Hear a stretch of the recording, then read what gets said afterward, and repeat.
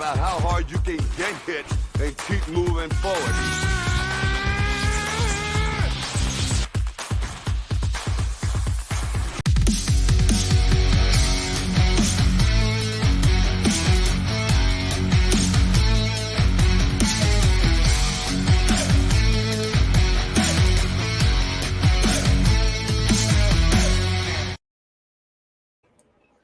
Welcome back, everybody, to another edition of Cage My IQ. Today is our UFC 291 Dustin Poirier versus Justin Gaethje 2 picks and prediction show.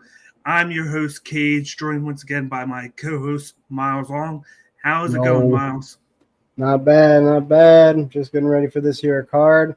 Last one was a lot of fun. I think I only had 2 bad picks, and that freaking co-main, nobody saw that shit coming, so that was crazy. Just to go over a couple of my bets from Cage's bet slip, I had a 50-50 swing on my bets, of course. My 2 singles bets, I got lucky on Daniel Marcos. I did feel like he lost, but the judges went in his favor, so I thank them for helping me out. I did lose on the other one, but I did have success on my parlays. If it wasn't for, of course, Molly McCann losing to Stoyanko, I would have had a clean sweep on all 3 of my parlays. But my big one was definitely Paul Craig and Nathaniel Wood with the plus 350 parlay on them 2. Paul Craig looked great. He looked slim. Oh, yeah. He didn't look like he was dying with the weight cut that he had. And he just seemed to, like, after like a minute or 2, he just seemed to take over with his wrestling, and his striking looked crisp in that one. So I'm excited to see how he does the rest of the way in that middleweight division. And then, of course, I had my smaller one, my trio one, which is basically just mostly favorites. They killed it. Of course, Tom Aspinall was the main guy in there. Of course. And he just he took it to Tabora and got out of that fight quickly. And I just like the fact that he made it a point to talk about how he needed that surgery, and it kind of was like a blessing in disguise for him, because it was always bothering him in training, and after he had the surgery, everything just seemed to work out better. So I could only be scared to see how well he's going to do now that he can move quicker and faster now, because he was already doing that up until that point in the Bleeds fight. Oh, yeah, no, he's going to be a monster. There's a couple of monsters in his way. Like, I'd really like to see how he fares against Pavlovich. Like, Pavlovich, if you can take his hands away, he doesn't have a whole lot. But the problem is you got to take his hands away. Like, that's a very difficult thing to do. I feel like Aspinall's one of the few guys who could maybe pull it off. Yeah. But, damn, like, that would be a banger of a fight. But he said he wants the winner of Gane, and I forget who's Gane's supposed to be slated against, and then he wants to take it to John Jones right after that. I assume he thinks he's going to be fighting Gane and then Jones. So we'll see if that Pavlovich fight comes to light.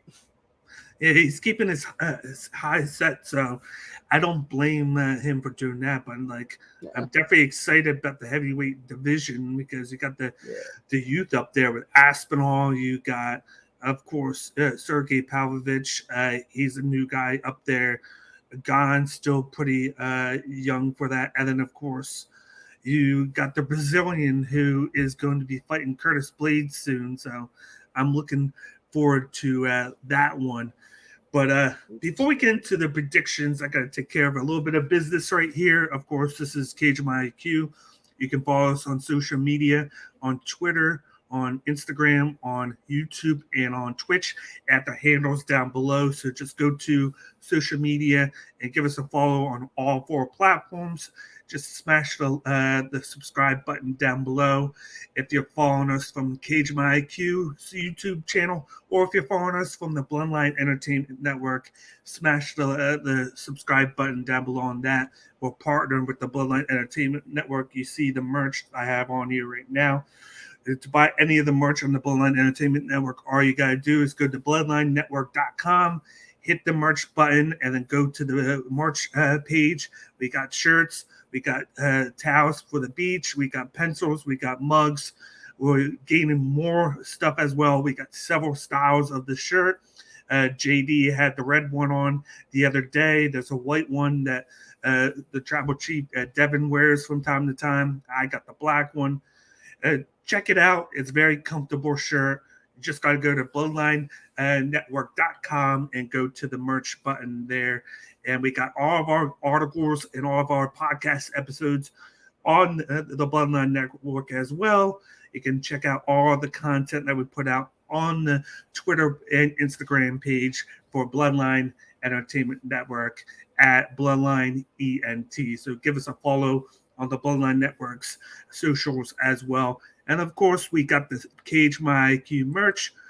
All you got to do is go to fightersfirst.shop and go to the Cage My IQ collection to buy one of our shirts for the sword and shield logo that we have. We got it in white, green, and gray right now. And I'm looking to bring out merch for the new logo that we have for Cage My IQ. So you can definitely look out for that in the future for Cage My IQ on the Bloodline Network. But now we could get to the action. We got 12 fights for UFC 291. This is going to take place at the Vivint Arena in Salt Lake City, Utah. So we get the bigger cage compared to the UFC Apex, where it's a little bit stronger. Let's start with the prelims. We got the first fight on the prelims, which was put together in the last couple of weeks. It's a women's flyweight matchup between Miranda Maverick versus Priscilla Cachoeira. Maverick is the minus 340 favorite. Cachoeira is the plus 270 underdog. What are your thoughts on this fight, Miles? Real quick, it turns out Cyril Gane is going to be fighting Sergey Spivak. That was the name I couldn't remember. Oh, that's a good one. Yeah, I still have yet to forgive Sergey Spivak for not being able to knock out the most knockoutable guy in the entire UFC. Olenek couldn't finish him. Anyway, that's a whole different tangent. So Maverick and Cachoeira. So this one's kind of interesting because, like, I've noticed that Maverick is making progress in her striking, and it's gotten more technical, but she's not even close to a knockout artist. There is still some things she needs to kind of fine-tune a little bit. I think I watched her second most recent fight versus the fight she had against Blanchfield. Blanchfield, her hands were kind of all over the place, and that really didn't help to keep that distance. And then Blanchfield just kind of came in, got the takedown, and that was pretty much it. Which goes to her second biggest weakness is when she is forced to fight from the bottom. She doesn't have as many answers. You put her in the top position in a grappling scramble, she's very good. That's her wrestling background. But when you get her on her back, then it's much easier to kind of hold her down. It's kind of a good analog to think about it as like, these new wave of Russian Sambo guys coming in. They seem invincible until you take their back and you set in that body triangle. And then all of a sudden, they're like a turtle on their back, and they don't quite know how to get out of it, right? Think about like Aljamain Sterling and Piotr Jan, right? The rematch. That was kind of a big factor was Aljamain Sterling's ability to control the back. So Maverick kind of has the same issue here. On the other hand, Cachoeira, not big on the grappling. She's definitely a big power brawler. She's a little flat-footed. And if Maverick tries to shoot in with a takedown that's not set up, she's not going to fall for that. But she is susceptible to like just even a 1-2 slip under, take the legs. She did fall for that against Jillian Robertson, and that's what put her away. When she gets to the ground, she really doesn't have a lot of answers. She can defend pretty well on the cage, and she can hold out a while in certain submission attempts. Once you get too technical, she falls behind. So, I mean, this one's a little hard to call, but I think the odds makers do have it right on this one, because Maverick just has an easier path to victory than Cachoeira. All she really has to do is apply that pressure, find an opening, and then just learn where that opening is going to be, take her to the cage, get a takedown. And then you just rinse and repeat that. Whereas Cachoeira pretty much has to keep her off of her the entire time and try to set up a knockout, which is really hard. Like, usually you can do that if the other person respects the power in your hands, but that only lasts so long before they go, okay, I got to get going, especially Maverick. She's a little slow in the first, but then she picks up in the second. She gets a lot more aggressive. So you might have a situation where Cachoeira has a strong first round, but then, Maverick is going to find her timing. And I think what's probably going to end up happening is she's going to take that top position, and ultimately just take this into probably a late submission or a decision. Just because Cachoeira can kind of defend herself on the subs a little bit. It'll depend on what Maverick looks like, but I think she has the win either way. I think one of the things she's really going to need to look for is to throw in those threats of a takedown. Not even a takedown in the first round. Just reach for a knee, just a random level change. Just kind of mess with Cachoeira, because if Cachoeira gets too comfortable, she can finish. She can knock her out. And we've seen that Maverick is a little susceptible to these big power strikers. So she's going to need to keep her off balance. So if Cachoeira has a shot, it's going to be in the first round, which if you're looking at the odds here, I'm thinking probably over 2.5, just because of the pacing we're going to have in that first round. It's not really going to get started until the second. So that's a safe one. If you wanted to wait and play the live odds, wait till after the first, where Cachoeira has kind of the stronger round. Wait for the odds to swing, maybe grab some plus money on that. And if you want to, be real safe inside the distance, if your gut is telling you that the submission is coming, or if you just think Cachoeira might get the knockout, that's another kind of safe path to go by. But for sure, the over 2.5, like that seems like sure money right there. Oh, you got your mic. I'm with you on all that. And then just to add to it, when I think of Cachoeira in this matchup, I think of the time that she fought Gina Mazzani, where Gina Mazzani was able to just have her way with her on the cage, took her down 2-3 times, and then she kind of, what killed her was just the fact that she started to tire out a little bit, and then Cachoeira was able to kind of take advantage right afterwards to come back in that one. You got Miranda Maverick, who's going to have a better gas tank. She trains at altitude now at team elevation, so that's going to be a good plus for her going into this one. Yes, she's had trouble with bottom guard, and she's had trouble with her power in her hands, but the only thing she's going to have to worry about with Cachoeira is the striking. Cachoeira is more of a power-wide striking woman. She's always pressing forward, moving up, and she's trying to get the fight done in round one. Otherwise, she starts to tire out in rounds 2 or 3. She still puts out the volume. It's just going to be less powerful and less per second than she usually does. But Maverick still has that capabilities of being a top 10 fighter. She has really good wrestling. That's her basis of her attack. She's been improving the boxing side of things from fight to fight. Just like we said, she just doesn't have the power to finish people, but she can land volume. And the 2 losses are to high-level grapplers. So, yeah, I don't kill her as much for that, because she just has to work off of getting up from bottom guard, which there's some fighters that just, it takes longer to learn that than others do, who can learn it like right off the bat. And she's not going to have to deal she's with also that. coming from the wrestling, where you really don't work from your back at all. Working from your back is a no-no. Working from your back means you got pinned and you lose. That's why she doesn't, she's not used to it. Exactly. So, yeah, she's not going to have to worry about any of that in here. So, just like you said, I think the pacing of the first round is going to be her trying to stay at that kickboxing range, trying to land a jab here and there when she needs to, avoid those wide strikes of Cachoeira.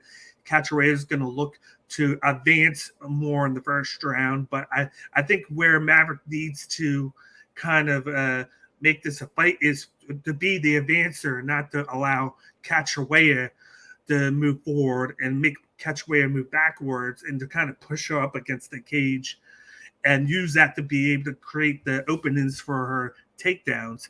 I see a lot of the takedowns and a lot of groundwork for Maverick in this fight. I'm in agreement with you. I do like the over 2.5 here, because I don't think she's going to be able to finish Cachoeira. Cachoeira is a dog. She's always trying to stay in the fight, whether she's can dominate or not. Sure, but I see this going to a decision where Maverick dominates.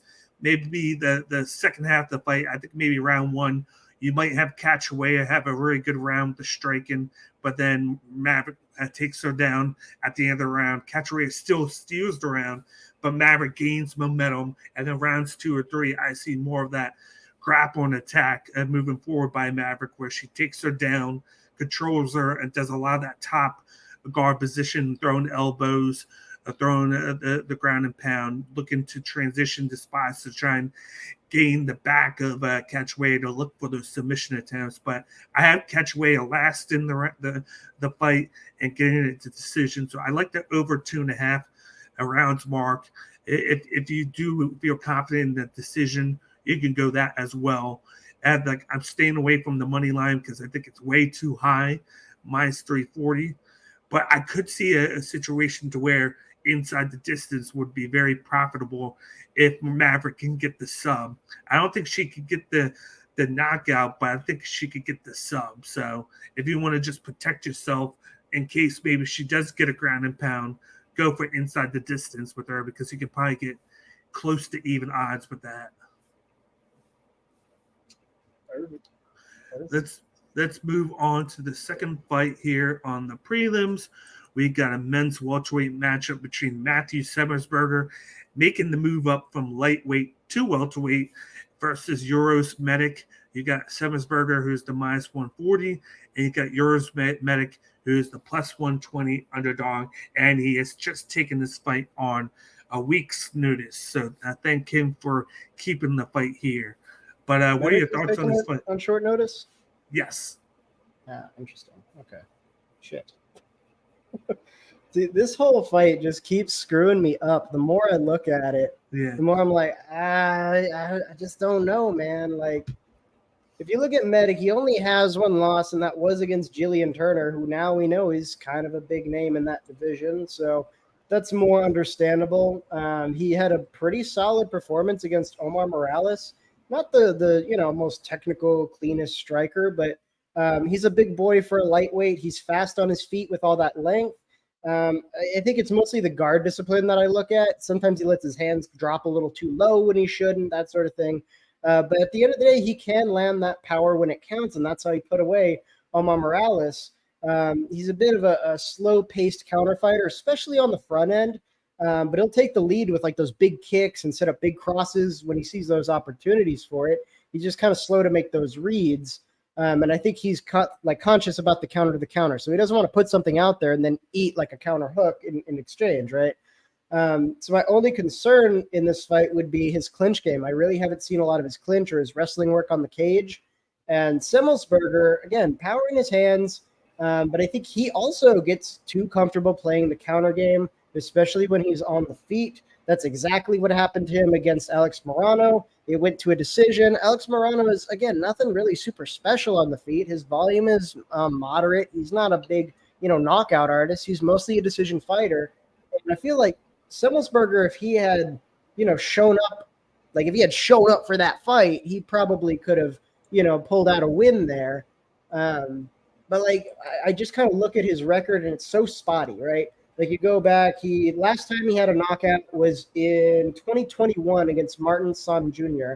Before that, he lost to Chaos Williams. After that, he got a win against AJ Fletcher by decision, lost to Morano by decision, beat Jake Matthews by decision, lost to Jeremiah Wells by split decision. So it's like sometimes he's there, but sometimes it's not. His performance is super volatile, especially when you look at the Jake Matthews. That's really what's fucking me up here because when you look at like Medic, again, that clinch game would be the concern.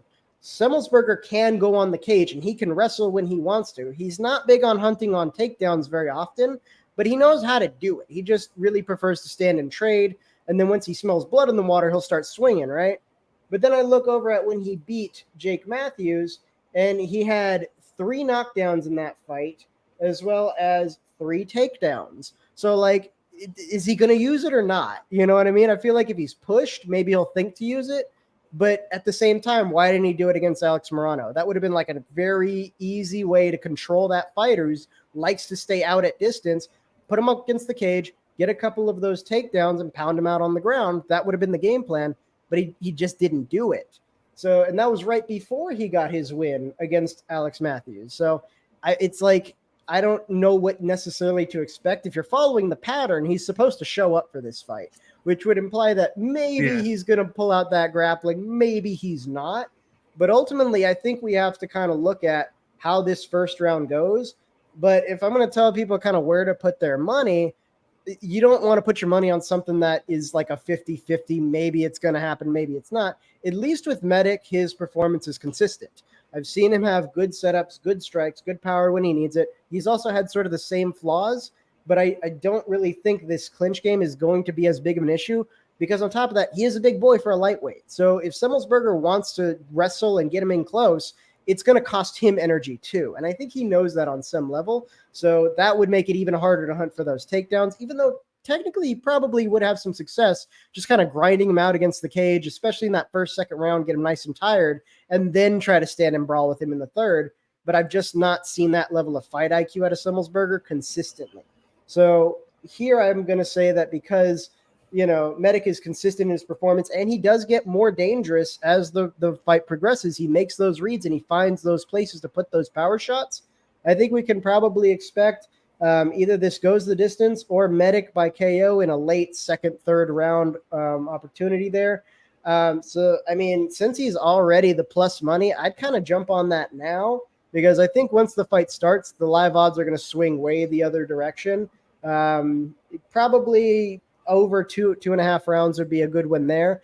And depending on how that first or second round does, you might even put money down on finishing inside the distance if it looks like Medic's, power is adding up and Semmelsberger is falling apart. Because even Alex Morano had that eye swollen, almost shut, like he was messing him up, and he wasn't really hitting him with anything special. He was just kind of touch. Okay, here's one. Now I'm going to run away. Like, I feel like Medic could do a better job there. So this one, you kind of have to watch it, but it's very hard for me to tell you where to put your money, other than I think Medic's probably going to take it. There's different layers to this fight. First, you got yours Medic, who is coming in off of an injury. He's been out for over a year, so this is his return. On top of that, he's taken his fight on a week or two notice. Matthew Semmelsberger was supposed to fight Johan Linesi, and then he had to back out due to injury. So that's probably why the lines are where they at, where they thought maybe this is more of a pick and fight. But then because he's taken off short notice, you give the edge to Semmelsberger, who has been training for the fight card for a couple of months, compared to Medic, who's he has been training, but he hasn't known he would be training for Semmelsberger. So right off the bat, I got Semmelsberger. Just like you pointed, he has a good mixture of grappling of late with his striking. He's more of like a singular striker. You look back at the Chaos Williams fight, he does pour out a lot of volume and power, but Chaos was able to showcase more of that combinations than Semmelsberger. Even though Semmelsberger was hitting him a lot, it was still 2-1 from Chaos to Semmelsberger. But then once you get to that Fletcher fight, that's where you saw more of the ground attack of Semmelsberger, where Fletcher was the one coming in with the wrestling background, but Semmelsberger was able to counter it and reverse position several times and control Fletcher on the mat, utilize those elbows, the ground attack a little bit, and control to gain the upset victory there.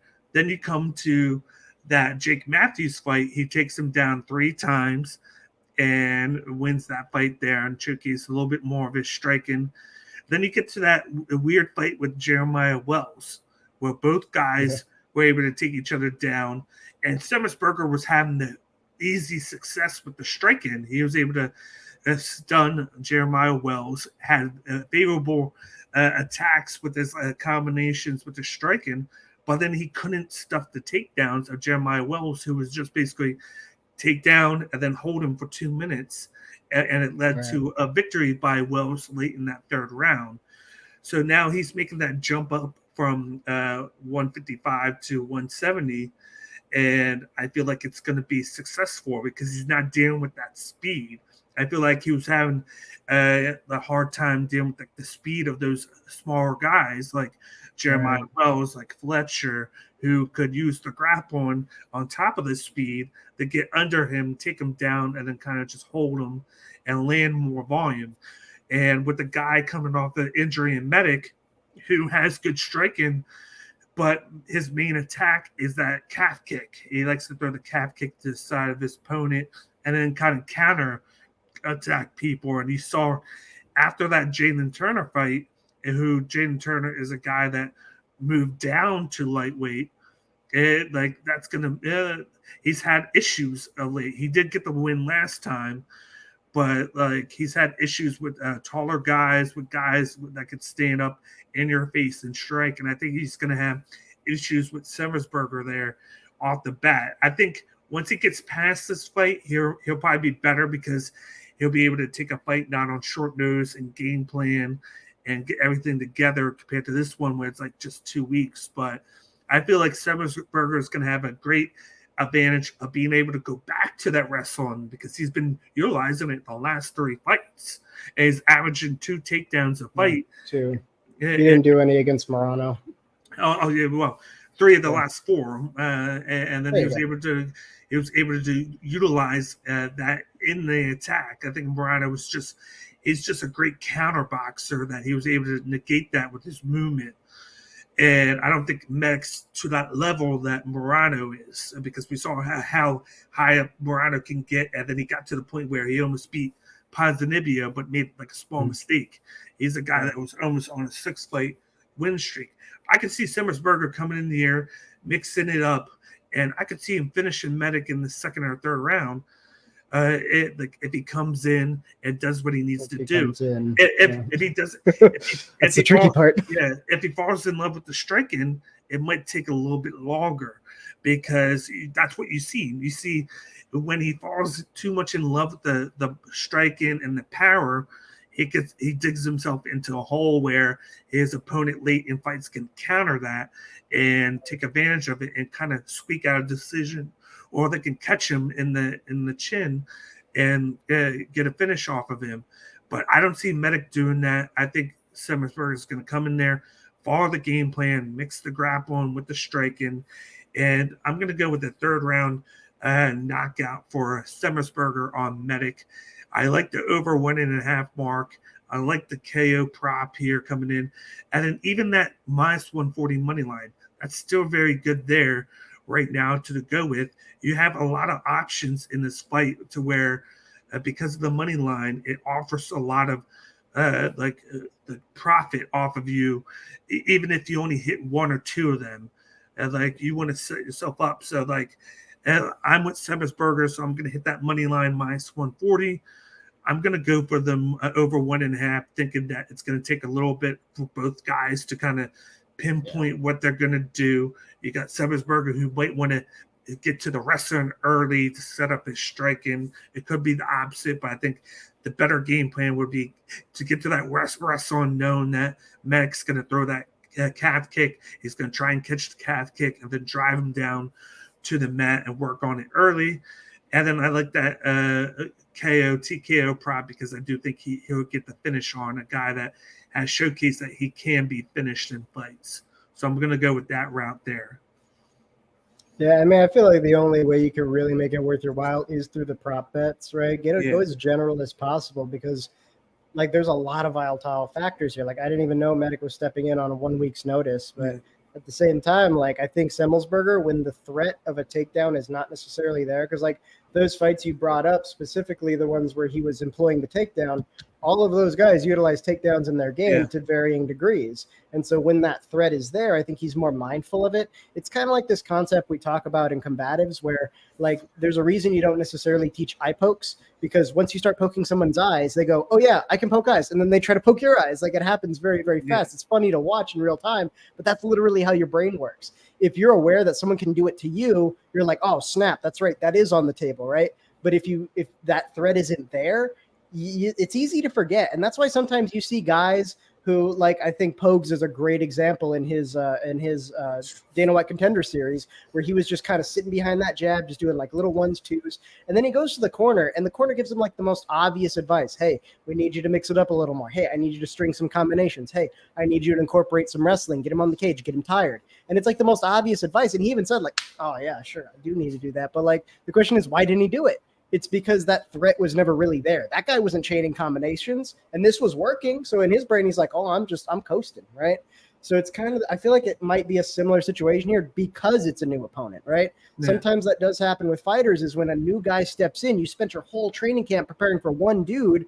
Then all of a sudden you're like, well, okay, totally different circumstances, totally different set of threats. And so what do? You fall to your base level of proficiency, which it turns out most of the time Semmersberger's a big core of his fighting is the striking. Yeah. He has the wrestling, and it's in the back pocket. But I think when the threat's not there, it's maybe he'll use it, maybe he won't. I hope he does. But again, if you're going prop, go as general as possible on this one. Yes. And I think that's the safest way, because this whole thing is a bit of a mess. It just is. Yeah, but I do like the fact that with Medic, it kind of mimics the sidekick of Johan Lanesi, who is more of a kickboxer, Muay Thai fighter, and he utilizes the leg kicks, and that's what Medic does with that sidekick. He primarily uses that to set up his striking with his hands, and I feel like the more that he throws it, because he throws a lot of those leg kicks, it's going to incorporate Semmersberger to want to counter it.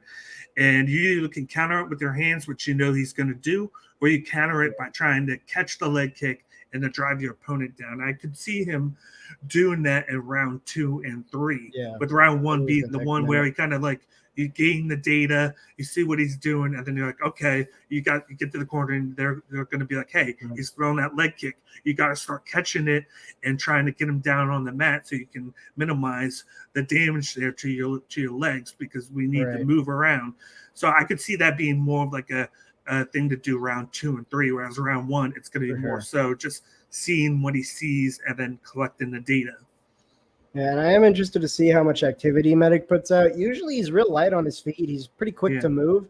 So that means he can put out a lot of volume when he wants to. And I mean, he's had a long break, which that's either really good or really bad. We don't see a lot of in between. Either he's been spending that time to train, recover, proper nutrition, proper exercise the whole time through. It's as if he never stopped training, or he's been sitting on the couch eating bonbons. We don't really know until he gets there. But I mean, if he can pull out like a solid, like 15, maybe 20 good solid kicks to the calf, I think that's going to slow down Semmersberger a lot. So again, who's going to show up to the fight? And it could slow him down to the point where he needs to go to the wrestling. So, but I mean, usually when that happens, it gets sloppy. So again, it's very messy all the way around.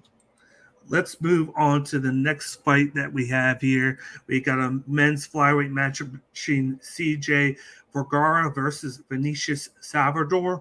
We got Vergara, who's the minus 170 favorite, and then we got Salvador, who's the plus 145 underdog. What are your thoughts on this fight? So Vergara is kind of like the older vet. I think he has a good striking style. He has fast hands. He can bring in the power when he needs to. Sometimes he has some trouble on the cage and on the mat. He's not the biggest grappler, but he can defend submissions pretty well. Like, he can hold his own and fight to his feet. But occasionally, you see some little flair there where he can turn the tables on you if you're not paying attention, right? Now with Salvador, he's only fought once inside of the UFC, and he lost the decision, which that's not a huge deal. That's what most fighters end up doing, right? They either get in through just offered a contract, a Contender Series, Ultimate Fighter, whatever it happens to be, and they've never actually competed at this level before. But they've competed at levels adjacent to it, especially the guys from the Contender Series and the guys from Ultimate Fighter. It's UFC adjacent, so they're a little more prepared. But even those guys don't necessarily have gangbusters on their debut, so I don't know if we can necessarily hold that against him. He is sort of a open, unorthodox style. He has a lot of power when he connects, but I don't like how he keeps his head up and his chin unguarded. But that is sort of part of how he generates power and movement. He's very close to like Bobby Green in the way he fights. If you notice kind of how Bobby Green's hands are always super low, his chin's super high, and he just relies on evasion and movement to do a lot of the work for him. I think against a vet like Vergara, I think that first round's going to be rough for him. But I think between the two of them, Salvador does have the power advantage. I think he can put out way more power than Vergara can. And Vergara has a tendency to sometimes get frustrated. Like when he knows he's falling behind or when he knows he's eating punches, he'll sometimes do things where I'm like, why would you do that? What are you doing? Stop doing that. So I think what's important is going to be in that first round. Because again, Salvador, he finishes. He has 13 wins by knockout, 1 by submission. So I think he's going to be looking to finish probably pretty early, especially to make up for, what he did in his debut. So this is going to be a slugfest, especially that first, second round. And I think it kind of works against Vergara a little bit because he is a little slower to start in the first, and he doesn't really get going until the second most of the time. Whereas Salvador kind of just straight out the gate, guns blazing. Well, for him, the problem would be he's only gone 3 rounds twice in his career. Yeah, twice in his career he's gone 3 rounds. So there could be a gas tank issue there, especially with the pace he likes to fight at. It's kind of hard to know because he's never had to go those 3. So this fight really, I think, lies in the first 2 rounds. I think if you end up going past the second and a half round, you pretty much know how this is going to go. I think if it goes past the second and a half, I think Vergara could probably tire him out, make him carry his weight, and then just grind out a very close decision. But if that first round, Salvador is getting a lot of ground, I think that's going to put Vergara off mentally. I think it's going to cause a lot of damage that he's going to have to deal with across the rest of the fight.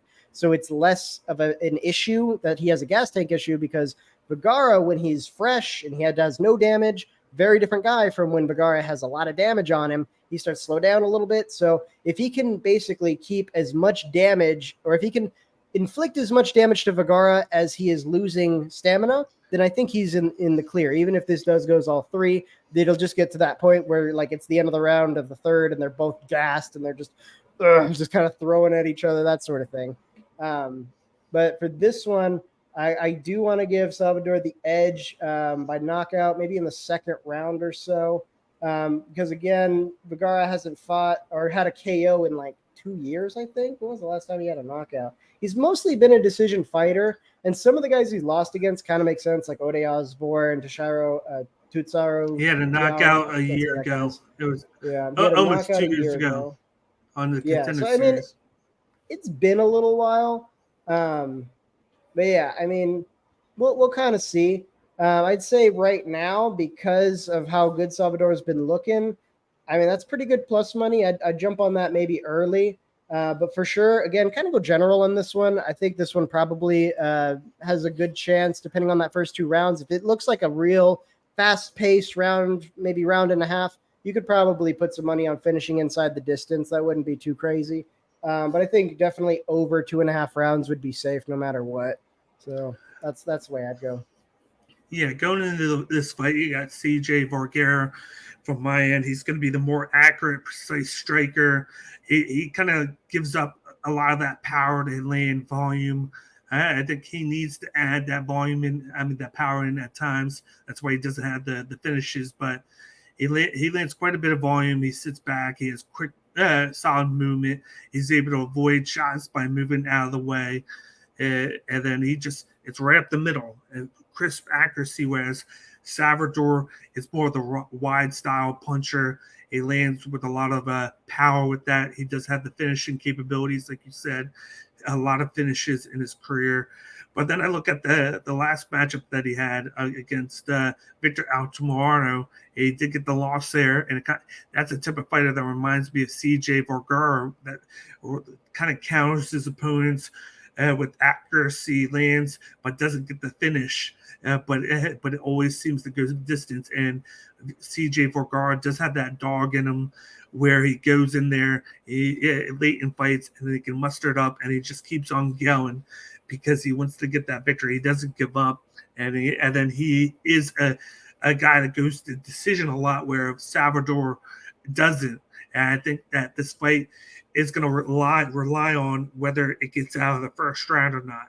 I think if the Salvador gets the victory, it's going to be in the first round by knockout, because he's going to be the quick pacer to start the fight. He has the power in his hands, and he's going to move forward. But once it gets out of the first round, that's where I see CJ Vergara picking it up, because like you said, he's a slow starter, but he's going to be the more accurate guy, looking to just touch and go, relying on being able to use his gas tank to win the fight. So I do like the over 2.5 rounds prop here for this one, because I don't see Vergara finishing Salvador. I see him winning by points, just hitting the volume, hit and go, laying on. Both of these guys have decent grappling. I just don't see it playing a factor in this fight. It seems too out of place for me for these guys to just throw and grappling into a striking battle here. So I like CJ Vergara by decision. I like the over 2.5 rounds prop. If you're going with the Vinicius Salvatore one, you might want to look at the under 1.5 rounds and the KO TKO prop. And then even with him, you got the plus 145, so you can hit the money line there. I'm just going to jump on the Vergara decision mark. So I'm definitely going to go with the money line. Hopefully more people hit on Salvador and he can knock that 170 down to maybe 125 to be very more comfortable to hit that. But then I'm going to hit the over 2.5 round as well, but not too much other than that. Yeah, I'm going as general as possible because it again, this is another one. Who's going to show up to the fight? You know what I mean? Like Salvador, he does look good. And one thing I like about him is he has good ebb and flow. That's the only reason his striking style works. If he did not have that ebb and flow, he would be knocked out every single freaking time. Ebb and flow is kind of this concept of you balance your offense with your evasion. So with the ebb is whenever you're supplying punches. The flow is whenever you're kind of creating some distance, evading, cutting those angles, and just balancing between the two. So sometimes you're giving, sometimes you're retreating. Vergara, again, he's got those fast hands, but I think that's hard to read. That, like, as someone who trains, that's a hard style to read, especially with someone who's more stationary. You know what I mean? Like Vergara has a good stance. He's got good structure because he's been taken down by some guys, and he didn't like that. Like, I think he still remembers Tatsuro and how he just basically got laid on, you know? Same thing with Ode Osborne, another good grappler who kind of had his way with him a little bit. So I think with that stationary stance, that kind of, again, is going to make it just that much harder to read. But when Vergara is there, he's there. That's the thing. He could catch him with a very well calculated cross. I think he is the more technical striker in terms of like what you would expect orthodox striking to look like, whereas Salvador is more like, you know, it's more of a free flow, and it is something that has to be stylistically trained in order for it to work. It's not really something you can universalize. Only some people can do it. Salvador happens to be one of those guys, but if he's not in his best night, we've already seen what happens to it.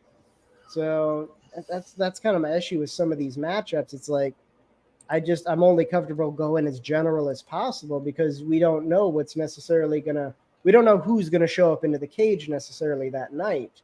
But yeah, no, I think and it's kind of funny. 2.5 is. And it's kind of funny that I'm looking at now is the fact that in both the guys' losses, if you look at the 3 losses between the 2 of them, they all lost, and then they got taken down several times. So Salvador got taken down 3 times by Altamirano. And then on the other side, you got Vergara got taken down 3 times by Tatsuro Taira. And then he got taken down once or twice in, of course, the other loss that he had. Ode Osborne, Ode Osborne, even though Salvador in that one loss, he landed a knockdown in there. So I think that with that in mind, that's going to be even more of a striking battle because they're going to be kind of afraid to go for the takedown zone that both guys have struggled when it comes to defending the takedown and then getting up and get back to a striking stance. Yeah, they're not even going to want to open that can. No.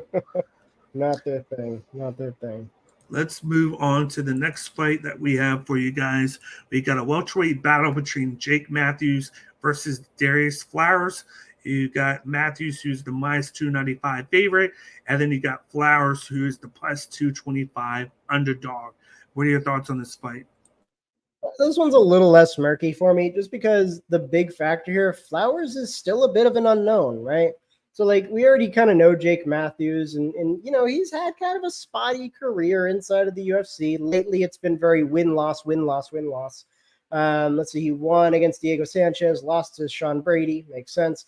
Beat Andre Fialho, but that was when he was like Andre Fialho, like he was on the rise, he had all the hype, and he finished him. That was crazy. I remember that fight. And then he lost to Semmelsberger. Like some of these, I'm like, okay, makes sense. He lost to Sean Brady, but how are you gonna win against Fialho but lose to Semmelsberger? You know, like Jake Matthews has always been kind of like that. Though. That's par for the course of what you kind of expect. He's pretty well rounded, I would say. He's got a nice distribution in terms of his wins. He's got 5 KOs, 7 subs, 6 decisions. He can kind of hang, you know, all right in everywhere, but he's not like phenomenal in any one spot. You know, he's all right at striking. He's all right on the cage. He can handle himself on the floor. but it's not like any of those, each individual talent is like raking in the wins here. Because most of his wins outside of Fialho, inside of the UFC, have come by decision. He had a technical submission against Shinzo Anzai, and he hadn't had another submission against John Chase, and a doctor stoppage against Akbar Ariola. But for the most part, he kind of grinds dudes out. That's more or less his style because he, again, well-rounded in each spot, but not phenomenal in any one to have like a big, finishing reel, right? He's a little weird to bet on because you never quite know what you're going to get because of that, I think his chin is starting to fade as well, according to his last fight, the one I saw with, I think I was watching Fialho. I don't think they've uploaded the Semmelsberger fight. But I noticed when Fialho would touch him, it had a pretty profound effect. And for a while, it was kind of touch and go. We didn't know who was knocking who out, but he managed to pull it out there at the end. Again, that comes with a long career in the UFC. You're going to acquire battle damage, right? Whereas Flowers, he's the fresh, new, young fighter. Unfortunately, the only fight I was able to find was his Contender Series, where he won by just jumping on a dude and dislocating his shoulder. So that tells me literally nothing because he didn't even initiate the wrestling exchange. It was the other person. They just had to stop because of doctor stoppage. But apparently he does train with Bilal Muhammad. And according to Bilal Muhammad, he does have really good wrestling and he has power in his hands. That's what Bilal Muhammad says. So it's probably like, 50% true and 50% you got to stick up for your boy. If you guys are training together, you can't talk shit, So I assume he's probably got all right, skills in those two departments. Definitely leaves out what happens when he hits the ground. We still don't know about that. So Flowers, all we have is some hearsay and secondhand accounts. Matthews, we actually have an established record. We can see patterns of behavior. We understand his game more or less, even though he's kind of, here and there, right? Flowers, complete unknown at this point because all he's done is just tackle a dude, and that was it. He's not going to win that way, obviously, this time around. So because he's such an unknown, he might be trouble against Matthews. Might. I mean, if he does have as good of wrestling as Bilal Muhammad says, and Bilal Muhammad's a good wrestler, so he's a guy who would be able to judge another wrestler in terms of his quality. So if he is able to pull out that wrestling, that is something that historically Matthews isn't amazing at. Just look at like the Sean Brady fight, right? That was a big part of kind of what brought him down. Sean Brady is an amazing wrestler, but even if Darius Flowers is even close to that, I think he could at least make Matthews carry his weight enough to get him tired, get him sloppy, right? And, open up those openings in his guard for that power that he supposedly has in his hands. If he could do that, he could maybe drag this out to a decision, maybe a finish. Who knows at this point? But you really only want to put money on things that you know. And since you got Matthews as he's the minus, what is it now? When I looked it up on the ESPN app, he actually was at minus 333. So he actually the odds shifted a little bit since then. And Flowers was at plus 250. So kind of on both ends, a little bit tightening up that spread. I mean, I think Flowers will probably want to stand and trade on the front end, which of course Matthews will oblige. And then it will just come down to, can Flowers close that distance, utilize the wrestling in a way that's meaningful? If he can, then I think he can take a decision here. If he's able to overwhelm Matthews in the striking a little bit, I think that helps his game even more for the wrestling plan. But I'm not sure exactly because we haven't really seen anything. So we're going to have to kind of look at this first round and really see who comes out on top. Is Flowers able to start accumulating damage, volume? Is he putting him on the cage and just grinding out some cage time with control? I mean, we got to know what the game plan there is versus all really Matthews has to do is drag him into deep waters. Because if you look at Darius Flowers' record, he is not really that accustomed to going 3 rounds, especially inside of LFA and the UFC. Most of his fights end within the first round or two. So if he can get dragged into those deep waters, he may not be able to necessarily swim, especially at this level. Again, this is the UFC now. This isn't LFA anymore, and this isn't the Contender Series. So there's going to be an adjustment period. He really hasn't had to go to his wrestling to see how well that it is, even though that's his big attribute going into fights is his wrestling background because he has that power in his hands, even though it's more of a wide striking striker that's been told by multiple fighters going into fights with him. But then you look at the big factor in this fight. He's taking this fight on a couple weeks' notice as well. This is a short notice fight. It was supposed to be Jake Matthews versus Miguel Baeza. Miguel Baeza had the back. Baeza had to back out, so Darius Flowers takes in here. You got basically a wrestler with power, knockout power, that a lot of his fights last no more than a round. You're going up against a big-time veteran in Jake Matthews, who's been in the UFC for, it has to be 5 to 10 years. He's been around for a while. Yeah, at least. And he has that kickboxing background. He's been able to utilize. It's been almost 10 years. That's crazy. Yeah, he's been able to utilize the distance to get his volume going. He has good kicks. He has good hands. He's been showcasing a pretty good jab of lately. It's just that he doesn't get that finish a lot in fights, and then that's kind of the difference maker in certain matchups that he has. Where like you did see the Andre Diallo fight, but Diallo kind of was compromised in that fight. You kind of he came in with a lot of steam, and then you see Matthews connect on those straight punches and that jab. And once the first round hit, you kind of saw that the gas tank of Diallo kind of wore down. And then ever since then, after he finished Diallo hasn't been the same hype that he was going into that. He kind of got showcased like his deficiencies there. Shut down. Yeah. So like Jake Matthews is one of those guys who is very going to be in that 15 to 25 range where he can do enough to get to that point, but he hasn't been able to get over the hump to get into that top 15 because he doesn't have that finishing power except for last fight. But I look at this fight and I see him dominating this fight because Darius Flowers taking it. I think he's going to be forced to go with that rest on because he kind of has to neutralize Matthews, knowing that Matthews has been the one game plan, and whether it was for a striker, but I like the distance game to where Matthews can move around and avoid those big wide punches, and it's going to frustrate and force Flowers to go for those takedowns. Matthews has pretty decent takedown game, and I see him just systematically just out volume him Flowers to defend the takedowns.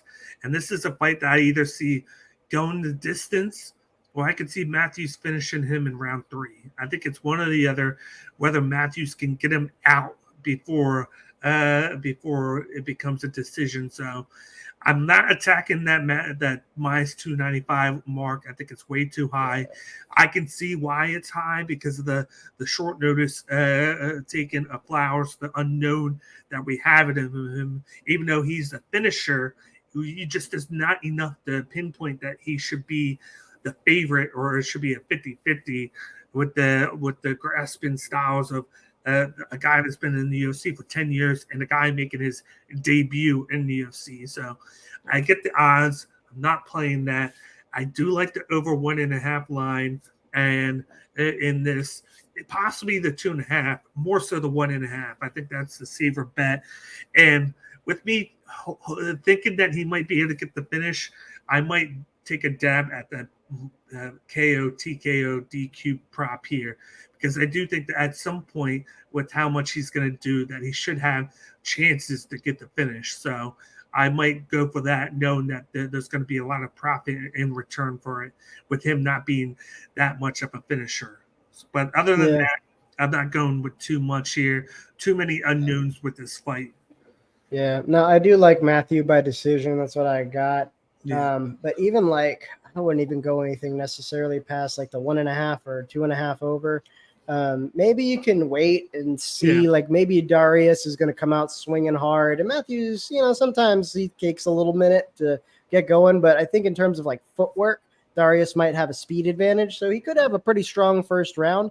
I don't think he necessarily puts him away, but we might see the live odds swing a little bit. So maybe it might be worth playing there, especially if Matthews has the gas tank, Matthew has the experience, and he can take the punishment.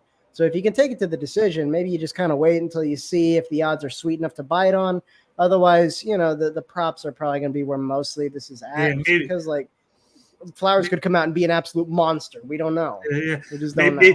Maybe you take the chance, and after the first round, Darius Flowers has success there, and then you see that Matthews minus 295 drop to maybe minus 150, and then you get those perfect odds for him to where he can attack there, knowing that Flowers has the chance to maybe slow down, and we've seen Matthews have a pretty decent gas tank, and then he's going to be the better striker, so maybe he takes over in rounds 2 and 3 and possibly gets the finish in one of those rounds. So you capitalize on that live odds at minus 150 and you jump on it. But it's all with a grain of salt. Like, you have to know that there's a chance in waiting, because Jake Matthews could win round 1, and then instead of it going down, it could go up. So it's all a matter of chances. It's all a matter of how you want to attack certain fights.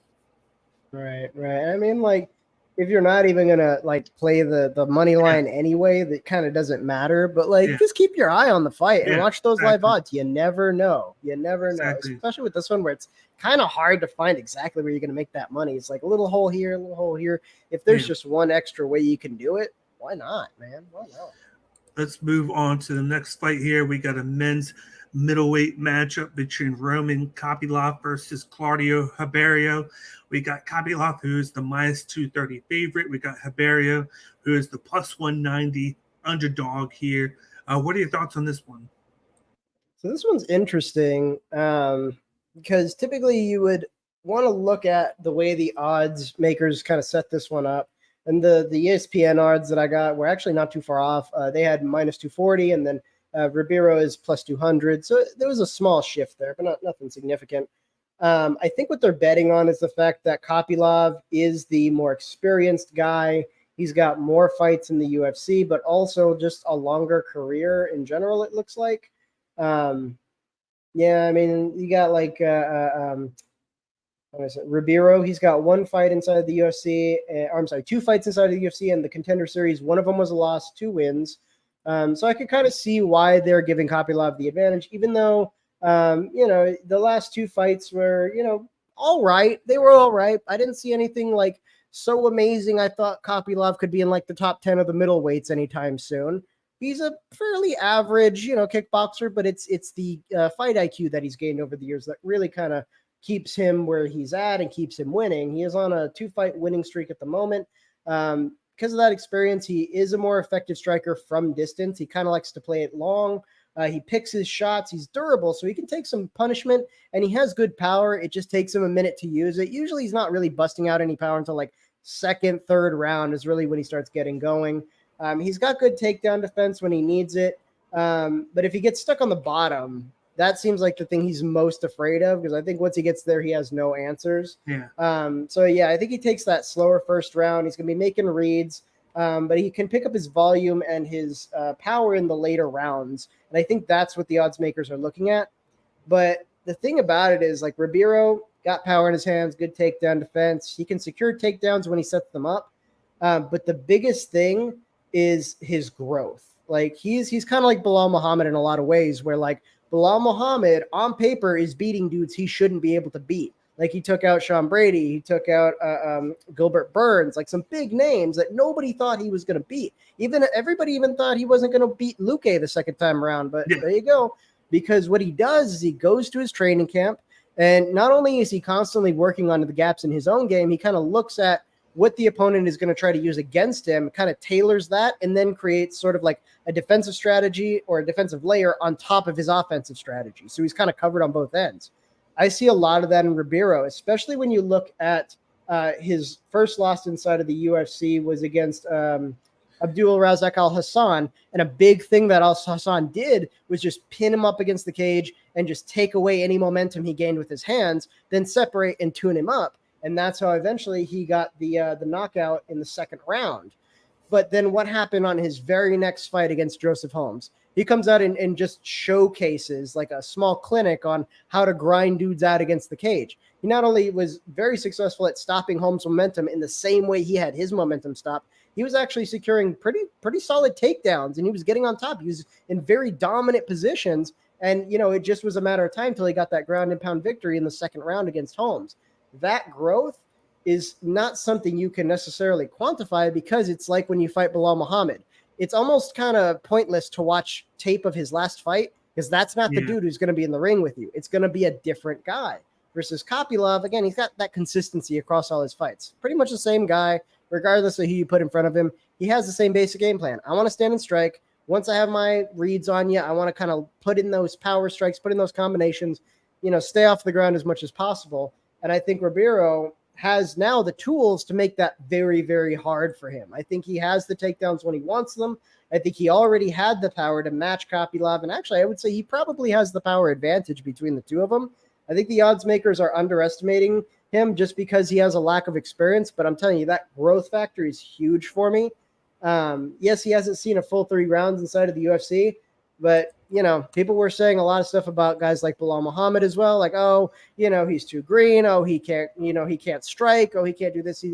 I think they were saying a lot of the same things about Ribeiro, especially after the Al Hassan fight. Nobody expected that performance against Holmes, and he brought it. I think he's going to bring it again. I think he's going to go in there. He's going to probably stand and trade a little with Kopylov in the first. Kopylov is slow in the first round anyway. So I think Ribeiro is going to kind of get caught up thinking about, like, what about the counter to the counter? So we're not going to see a huge amount of output in that first round. But once he really gets going, he gets his corner to yell at him a little bit. Hey, get the let out. I think we're going to see him, chaining together his combinations with those takedowns, just like he did against Holmes. He's going to get Kopylov against the cage in a place where he does not want to be. And if he can take his back, he'll basically just do what he did to Holmes and gain a dominant position. And even if he can't finish him the first time, the second time it gets a little easier. The third time it gets until he finally does get the TKO. Kopylov is durable, but I don't think he's that durable. I've seen a lot of power of Ribeiro. So I think when he gets, especially when he's in close and just pounding on you, I think those will add up very quickly. So I could see Ribeiro, depending on how that first round goes. Again, Kopylov will be kind of slow. So if Ribeiro hits the gas early, he could put him away pretty quick, especially if he just takes him right to the cage and starts wearing on him. That could be very effective. I see a TKO probably similar in a similar fashion as he did Holmes by ground and pound in the first or second round. So I'd take the plus money on this for sure. I think the odds makers are a little nuts, underestimating him like that. I would say under 2.5. Or if you really want to be safe, finish inside the distance would be a good way to go. Yeah, you stole my shine right there. But with this matchup, like when you look at Roman Kopylov, he usually is the counter artist. Like you said, he likes to keep things inside and then counter his opponents. And that's why it's deceptive, the fact that how his gas tank is, because he doesn't pour a lot into anything. A lot of his fights are just counters, opponents using the momentum against them and just squeaking out decision victories or like in the last one against Soriano, he allowed Soriano to do what he did in the first round, and then he completely tired out, and that's when Kopylov kind of took over. And in the 2 losses that Kopylov had, he's had issues with guys who can match the pace and the cardio of him and then can take him down. Even if it's 1 or 2, it kind of adds a little bit of wrinkle to where he has to think about things instead of just a straight up striker. And he's only fought 4 times in the UFC over the span of 5 years because he's had a lot of fights bail out due to him getting injured or somebody else getting injured and the fight just breaking through. Then you got Claudio Ribeiro, who is a knockout artist. A lot of his fights go in the first or second round. This would be his 3rd in the UFC. He puts 100% of his power into his strikes. That's kind of like a give or go. That's why he gets a lot of finishes, but then that's why if he doesn't get the finish, he starts to slow down in fights, and that's where a guy can take over like Al Hassan. That's how he kind of took over, was he was putting too much into it. He did connect on a couple good strikes on Al Hassan, but then once he started to tire out, that's when Al Hassan was able to, like you said, pinch him all along the cage and then kind of take over and then get the finish. But then you saw that he kind of took that and then used it to his advantage against Holmes, to where he showcased a little bit of that jiu-jitsu takedowns and then getting the fight to the ground and then getting the finish. And I think that's going to be the big factor here. And I lean towards Claudio Ribeiro by KO in this one, round 1 or 2, just for the fact that I think he's going to catch Kopylov off guard with that. We've seen Kopylov have issues when guys kind of multitask against him instead of just stand up and trade. I do think there's that opening to where Herberio, if he goes just all out for the knockout in round 1 and just strikes, maybe Kopylov can survive that onslaught and then wins round 2 and 3 for a decision and possibly can finish himself, because Herberio just slows down to the point where he doesn't get that much volume off, and then his power is kind of just neutralized. But I think Herberio has the skills enough to mix things up, try to get the fight along the cage and to the ground. And then that's why I think he finishes him with some ground and pound, because, just like last fight, it's very vicious when he was laying those elbows and those strikes on the mat before he got the finish. And then he does have the hand speed to deal with the counter artist in Kopylov. So I do love Claudio Herberio at that underdog spot to finish Kopylov in the first 2 rounds. You look at the money line, it's plus 190, so that's a big odds to where you can profit off of. So I'm going to attack that. I'm going to attack the KO prop here, and then probably that's it. I might get safe and also do the under 1.5 as well, because it gives you a little bit more options with the first and second round. But you're already gaining really good odds with the KO and the money line props. So you could just go basic there. And then if it wins you on both of them, you're gaining a lot of units back just with that. So you don't have to go crazy with it. So definitely the money line and the KO prop on this one. Yeah, for sure. Let's move on to the next fight on the card. Interesting spot for this one on the prelims. We got a heavyweight battle between Derek Lewis and Marcos Rogerio de Lima. Lewis is the plus 110 underdog, whereas de Lima is the minus 130 favorite. What are your thoughts on this one? Yeah, I get why the odds are the way they are. I do. It just kind of sucks to see like Lewis kind of on this downward spiral.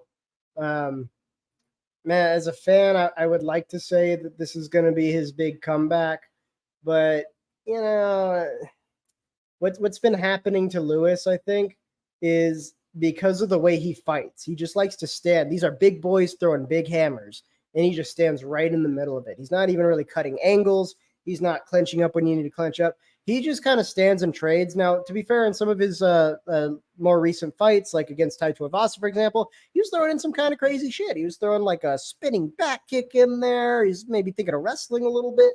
So I can tell, like, in training camp, he's definitely trying to expand his repertoire, but you just can't take, the fight out of the dog to where once those hands start going, Derek Lewis wants to be right in the middle of that storm.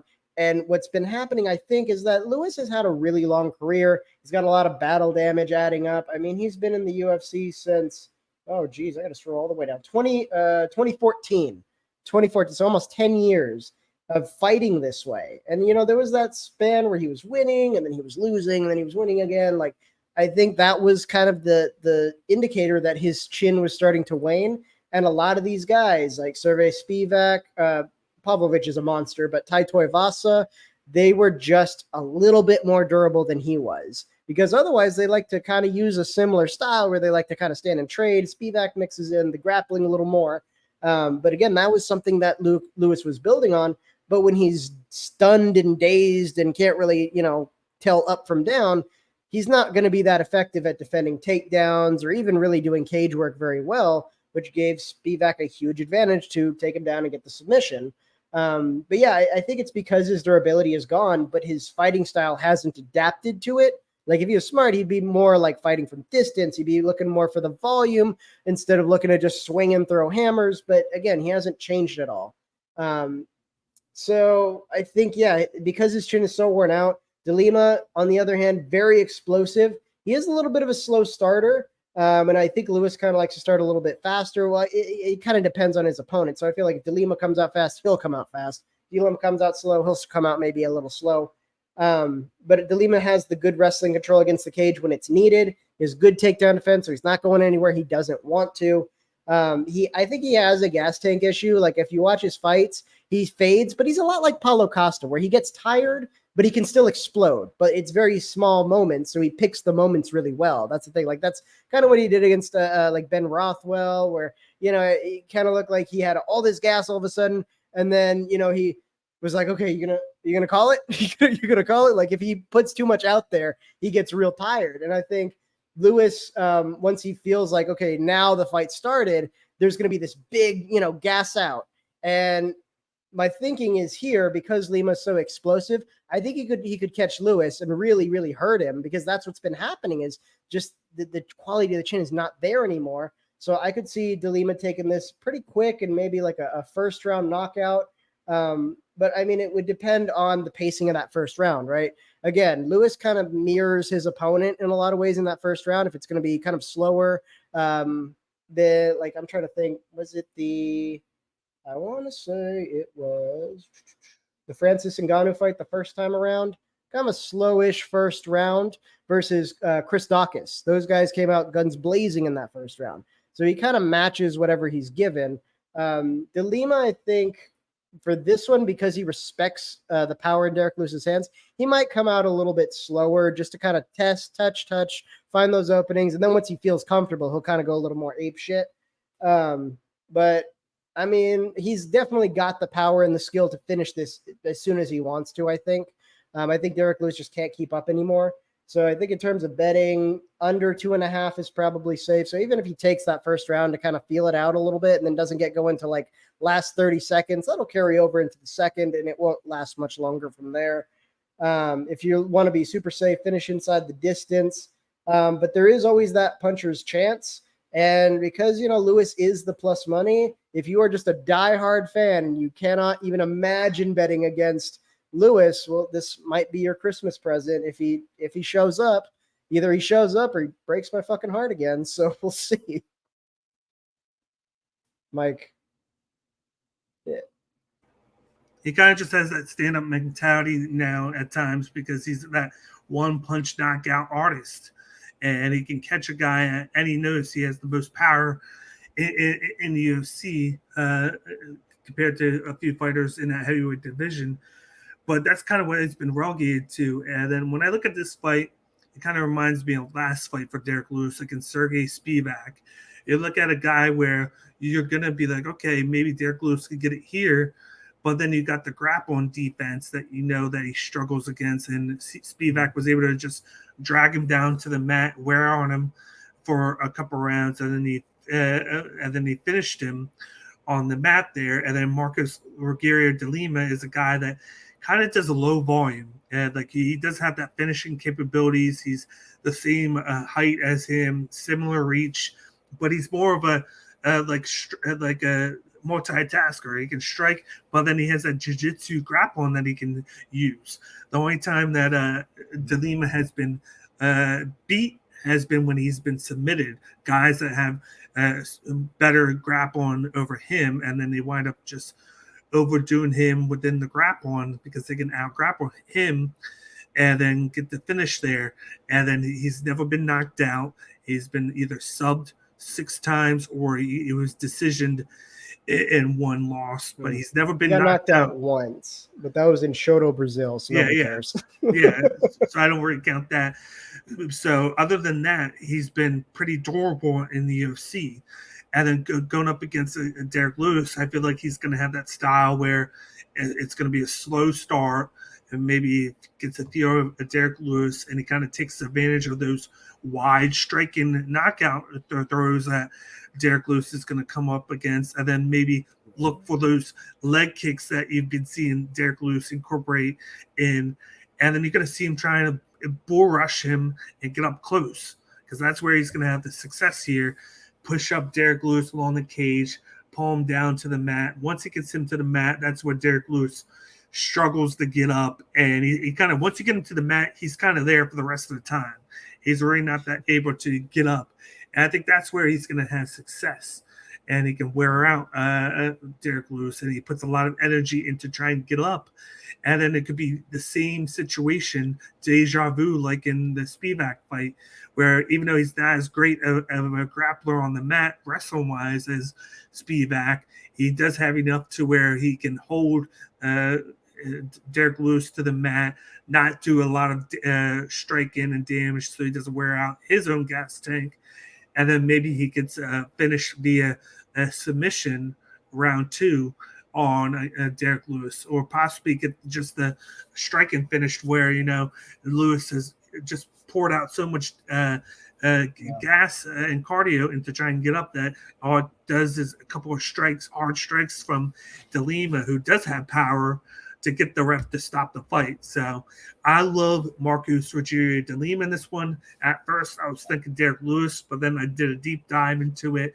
And I saw that there's too much point against Derek Lewis to go with the underdog lines here. So I'm going with the finish here in the second round by De Lima, whether it's submission or by knockout. So I love the inside the distance prop here to cover both sides. And I also love the under 1.5 as well, because I think it could be done within the first 2 minutes of the second round, known how Derek Lewis wastes so much energy to try and get up. But it all depends on if De Lima can get the fight to the mat, because, we say this, and then Derek Lewis can come out here and get a free shot on De Lima, catch him, and knock him out. But I'm going with the first part of things. I got De Lima to win this one in the second round. Yeah. Yeah, I mean, look, if we're talking about where to put your money, like puncher's chance, it's relative, right? Yeah. In this case, it's pretty low. Like, yeah, it can happen, but it's probably not gonna. I mean, if you look at like Tai Tuivasa fight, for example, that was another one where we were like, man, big boy swinging hammers, who knows what's gonna happen? And it just so happened that Tai Tuivasa was just a little more durable, and it wasn't even by much. He almost finished Tuivasa, but then Tuivasa managed to pull it out at the end. So that's the nature of puncher's chance. So like, I really only recommend the plus money for people who, again, just cannot imagine betting against Derek Lewis.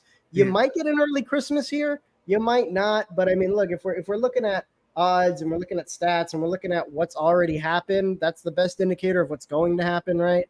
Like, you just got to look at Lima having more options, better gas tank, less battle damage. Like, it's just, he's got all the things pulling for him. And what does Derek Lewis have? Just a big hammer. If it doesn't connect, it doesn't matter. It's just a drain on his energy, which makes it even harder for him to win. Like, that's the difference. Like, let's say they both, stamina dump in the first round and they somehow make it out of it. Who's still going to be able to throw power in that second round? Well, De Lima can still be explosive even in the third after like a long fight. I think the one I was watching was I was watching the Big Boy Ivanov fight. He was still throwing heat in the third round, but he's a lot like Paulo Costa, where he just kind of holds on to it, and then when he sees it, he just swings it, and then maybe it hits, maybe it doesn't. But like, there's always that calculated threat there. Whereas Derek Lewis, once he dumps that second, third round, he's got nothing left. Like, it sucks, he was getting hit early in that fight against Eduardo Cortez, but then he went right to the grapple and took him down 3 times and was able to kind of neutralize him. And he's a harder guy to take down than with Derek Lewis. Cortez does have that boxing where he has that better stance to defend, and he was still able to get him down 3 times and control him for a lot of that fight. I believe if you go there right now, he had a total of 5 minutes of control time through the 3 rounds. 1 minute first, 3 minutes in the second, and then 30 seconds in the third. It wasn't until that third round where kind of Eduardo Cortez was able to outstrike him. But with Derek Lewis, he's not going to have that same experience, because he's a guy that doesn't have the gas tank of Eduardo Cortez. So he's not going to be able to take advantage of that late fight grogginess that sometimes De Lima gets himself into. So I heavily favored De Lima in this one, but I can see why certain people would take the stab on Derek Lewis to get that early knockout. Yeah. Moving on to the prelim main event here, we got a welterweight battle between Trevin Giles going up against Gabriel Bonfim. You got Giles, who's the plus 240 underdog. You got Bonfim, who's the minus 300 favorite. What are your thoughts on this fight? So I think Giles makes good reads. He waits for his openings, but he kind of gets too focused on the counter game to where it slows down his output considerably. Like, I was watching his last fight with, when he was fighting Luis Crochet Sandhagen versus Song. The problem was like he was definitely, I would say, the more technical, more accurate, more precise striker. I would say, depending on the strike we're talking about, in some cases he had more power, but like he just wasn't throwing. Like he was either too nervous, he was in his own head too much, but whatever it was, he just wasn't chaining together combinations. He was throwing a lot of single shots, and he would touch here and there, and ultimately he did win the fight. But he did get taken down and kind of made it look a little stupid there in the third round. So that is definitely a weakness there. He is wrestling against the cage, but I think once you take him down, that's when he runs out of answers. Like once he hits the mat, very different. Also, very different story when he is in the driver's seat initiating the wrestling exchange versus someone is initiating the wrestling exchange against him. Very different story there. Now, Bonfrom on paper looks like the favorite. Makes sense because he is an excellent submission artist, and we just said that when Giles hits the mat, he largely runs out of answers, whereas Bonfrom has 11 submissions, 3 KOs. It seems like this is an open and shut case here. There are a couple of concerning things, though. Bonfrom is really susceptible to leg kicks, like crazy susceptible to leg kicks. I was watching his fight against, shoot, I can't remember who I was watching it against. I think it was his Contender Series fight. That's what it was. And he got tagged in the legs. And it wasn't even like the craziest leg kick I've ever seen, but he almost fell like 3 times. Like he was wobbling all over the place. Like I don't know what his legs are made of, just bone and no muscle, but like those leg kicks have a profound effect on his stance. And that's kind of a big thing with Giles, who is, again, the more precise, more disciplined striker. I think he can find that calf whenever he wants it. And at the same time, Bonfrom, I think, just doesn't really care. He just wants to close that distance as fast as possible. So he'll kind of strike with you a little bit, but it's not very clean striking. He tends to use his hands a lot like a Sambo guy, where they just kind of use to close that distance. Yeah. They kind of give an excuse to clinch up, and then once they're in there, they work to your back and so on. That's kind of his game plan here. I'm also worried that he has a potential gas tank issue. A lot of his fights finish very, very early, like first, second round. He's had a couple of decisions. 6, I think? Yeah, 6. So, I mean, he can go all 3, but I didn't get to see any of his decision fights, so I'm not sure what he looks like after 3. Now, I do know when Trevin Giles gets on the bottom, it really doesn't matter because once he gets there, he can just kind of chill, which is, again, why I think Bonfrom is such a heavy favorite here, because that disparity is so huge. And if all you need to do is kind of crowd him a little bit, find that takedown, and then just kind of work on him, either make their life miserable by staying on top, some little ground and pound here, some elbows, or just straight up hunting a submission and they have no way to stop you. Yeah, that gives you a lot of options. Whereas Trevin Giles, I think if he's not super, super accurate, super disciplined on those leg kicks early on, we're talking like at least 10 leg kicks in the first round. I think Bonfrom will just kind of walk him down, not really care what's coming at him. And Trevin Giles isn't like the big, like Derek Lewis, swinging hammers, knocking dudes out. He's more like, I'm going to whittle you down. And then if I knock you out, it's going to be more in the later rounds because I've added up my power shots. Because, again, his volume just isn't quite there a lot of the time. And I would like him in this fight more if he was known for more volume, because I would say then, okay, you can keep someone like, Bonfrom away with your volume, with your reach, with your precision. But if you're going to be like just doing singles and not really stringing together these combinations like you need to, then Bonfrom's not going to feel like there's a threat in front of him to where he can just walk forward, catch you, put you on the cage, and then now you're in his world. So that's why I do like Bonfrom, probably by submission the first or second. If you're looking to put bets, I'd probably bet under 2.5 or to finish inside the distance, just depending on how you feel about it. This, again, is kind of a weird one. Just because, Bonfrom is still a fairly newcomer. He's only had 2 fights inside of the UFC and a Contender Series fight, and he's only 1-1 inside the UFC. So I can get like more of the casual viewers' hesitation here if you're looking at just stats and numbers.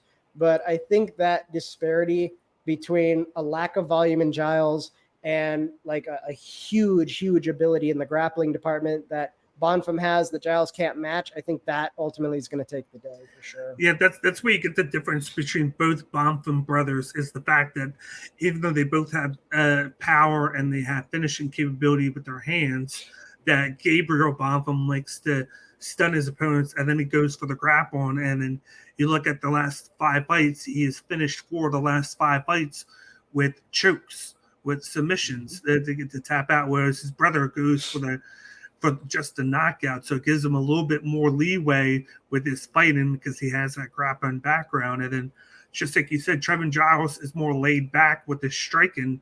He looks to counter. He looks to follow what his opponent does and then and land something back. So a lot of his fights are low volume. And he was losing the last fight against Preston Parsons, but it was kind of like that counter attack, and then Preston Parsons kind of tiring out from all those takedown attempts that Giles was able to capitalize and to pull off that split decision victory that he did, just because he did a little bit more volume in the stand-up game than Parsons did, who was relying too much on the grappling and takedowns with like the ground and pound work. And I think Gabriel Bonfim's going to have success touching him up from different angles, not allowing Giles to kind of counter him, and then he's going to get up close and go for the grappling to kind of minimize Giles, whether it's on the mat or not.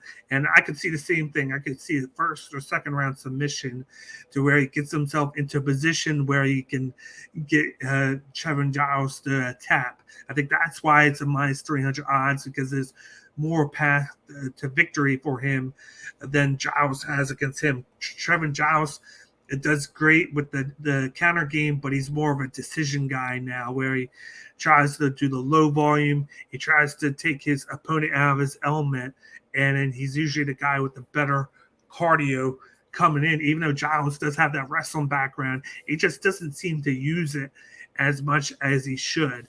But I got Gabriel Bonfim to win by first or second round submission.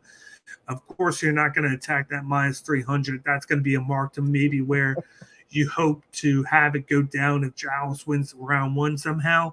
Then you would attack it live. But other than that, I would attack them under 1.5 line if I did this fight, and I would attack the submission prop bet here. But this could be a one where I might stay away from it because there's too many craziness to go on, where I could attack the submission, but then he gets the KO. And then with him minus 300, the best you might get is like close to even odds on one of those props. So those are my thought processes on that, but more than likely I might stay away from this one. Yeah, some of these fights are a little tricky to the point where, like, if I'm not doing props, I'm not doing it at all. You know? Yeah. Of course. But let's move on to the main card. Right now, we got a welterweight battle between Michael Chiesa versus Kevin Holland. You got Chiesa, who's the plus 130 underdog. You got Kevin Holland, who's the minus 150 favorite. What are your thoughts on this one?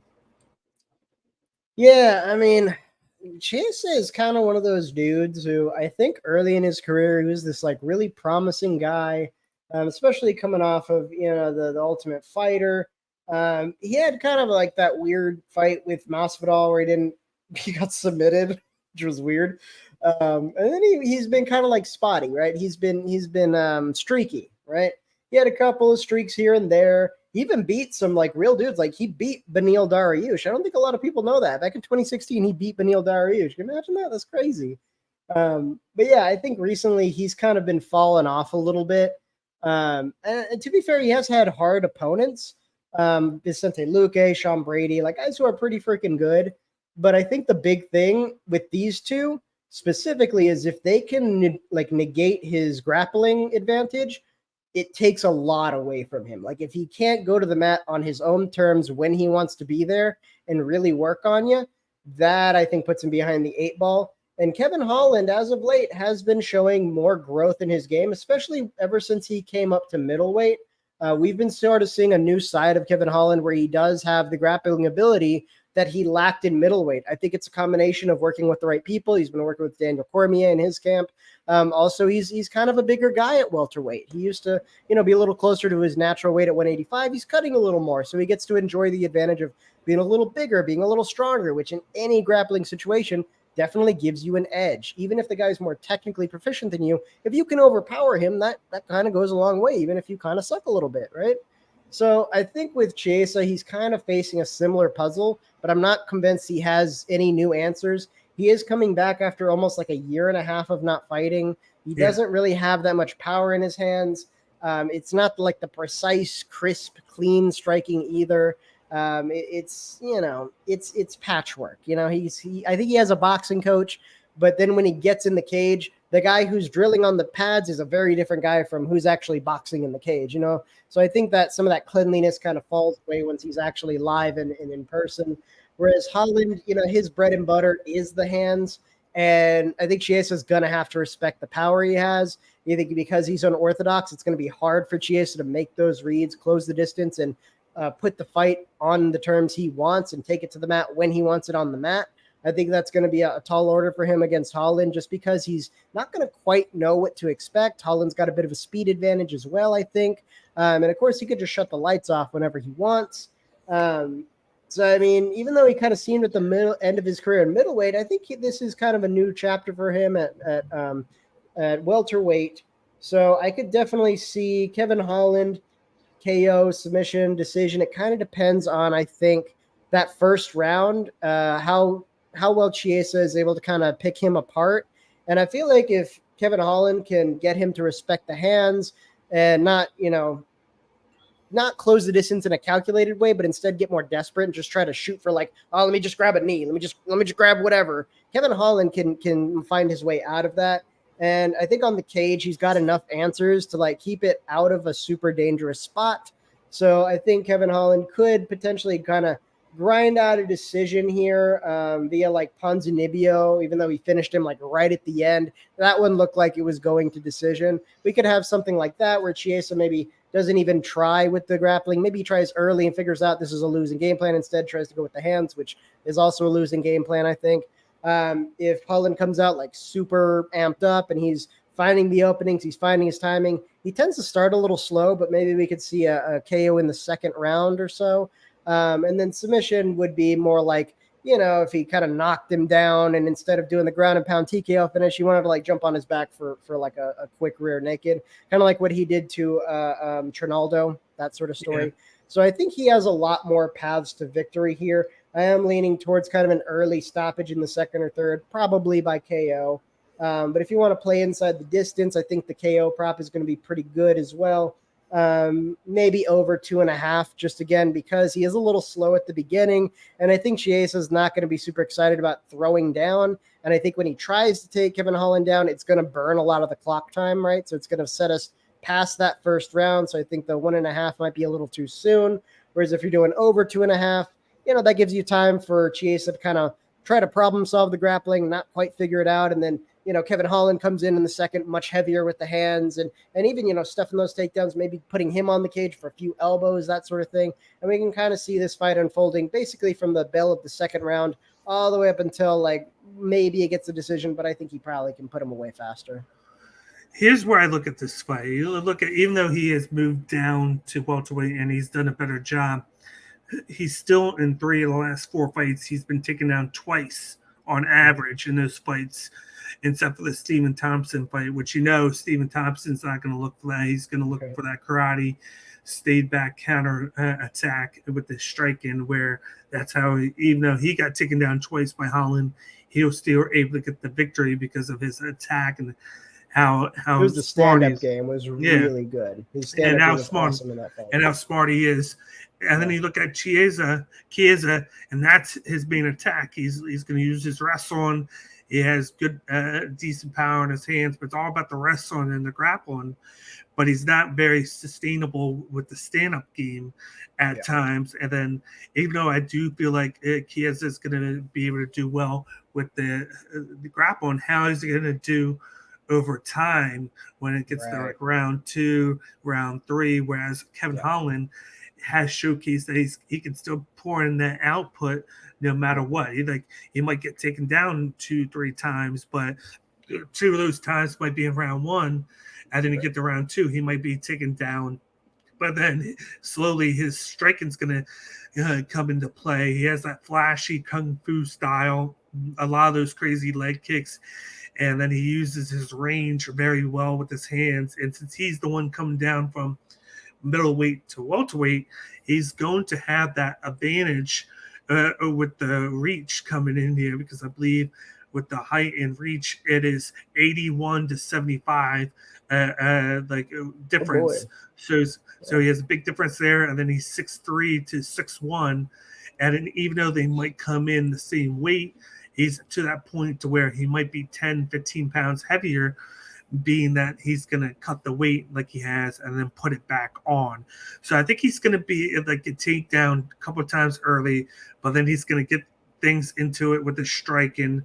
And I'm going to go with the round 2 or round 3 finish for Kevin Holland here. I think he's going to be too much in the stand-up game for Chiesa, even though Chiesa has that big advantage in the grappling thing. It's just that Holland's not going to respect the stand-up of Chiesa. He's going to respect the grappling, but he's not going to expect the striking of Chiesa, and that's going to create openings for those leg kicks that he throws and those overhand shots. And you might even see him try to establish the jab to kind of keep him at bay, so that Chiesa won't shoot for those constant takedowns. So, and then with him at minus 150, you still get decent odds, even though this has been more like what it's supposed to be, a 50-50 fight. A lot of people think Chiesa might win with the wrestling and might get a sub, but then a lot of people think that Kevin Holland is too flashy to where how can he not get a knockout? So I'm going Kevin Holland rounds 2 or 3 here with the knockout finish.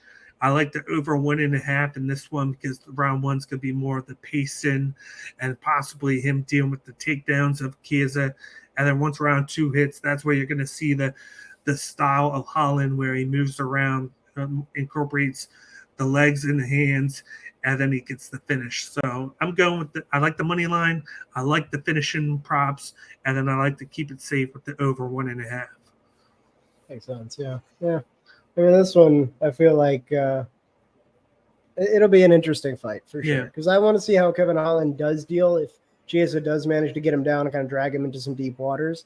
It will be a kind of a good test for him, I think, especially considering at this welterweight division, we are seeing more of a mix of wrestling. So it'll give us an idea of how far he can go. Because, I mean, he lost to Stephen Thompson. The other loss recently was Cosmot.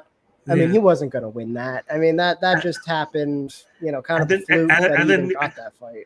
And then you look at the one where you had the no contest to Dawkins. He was more of a grappler.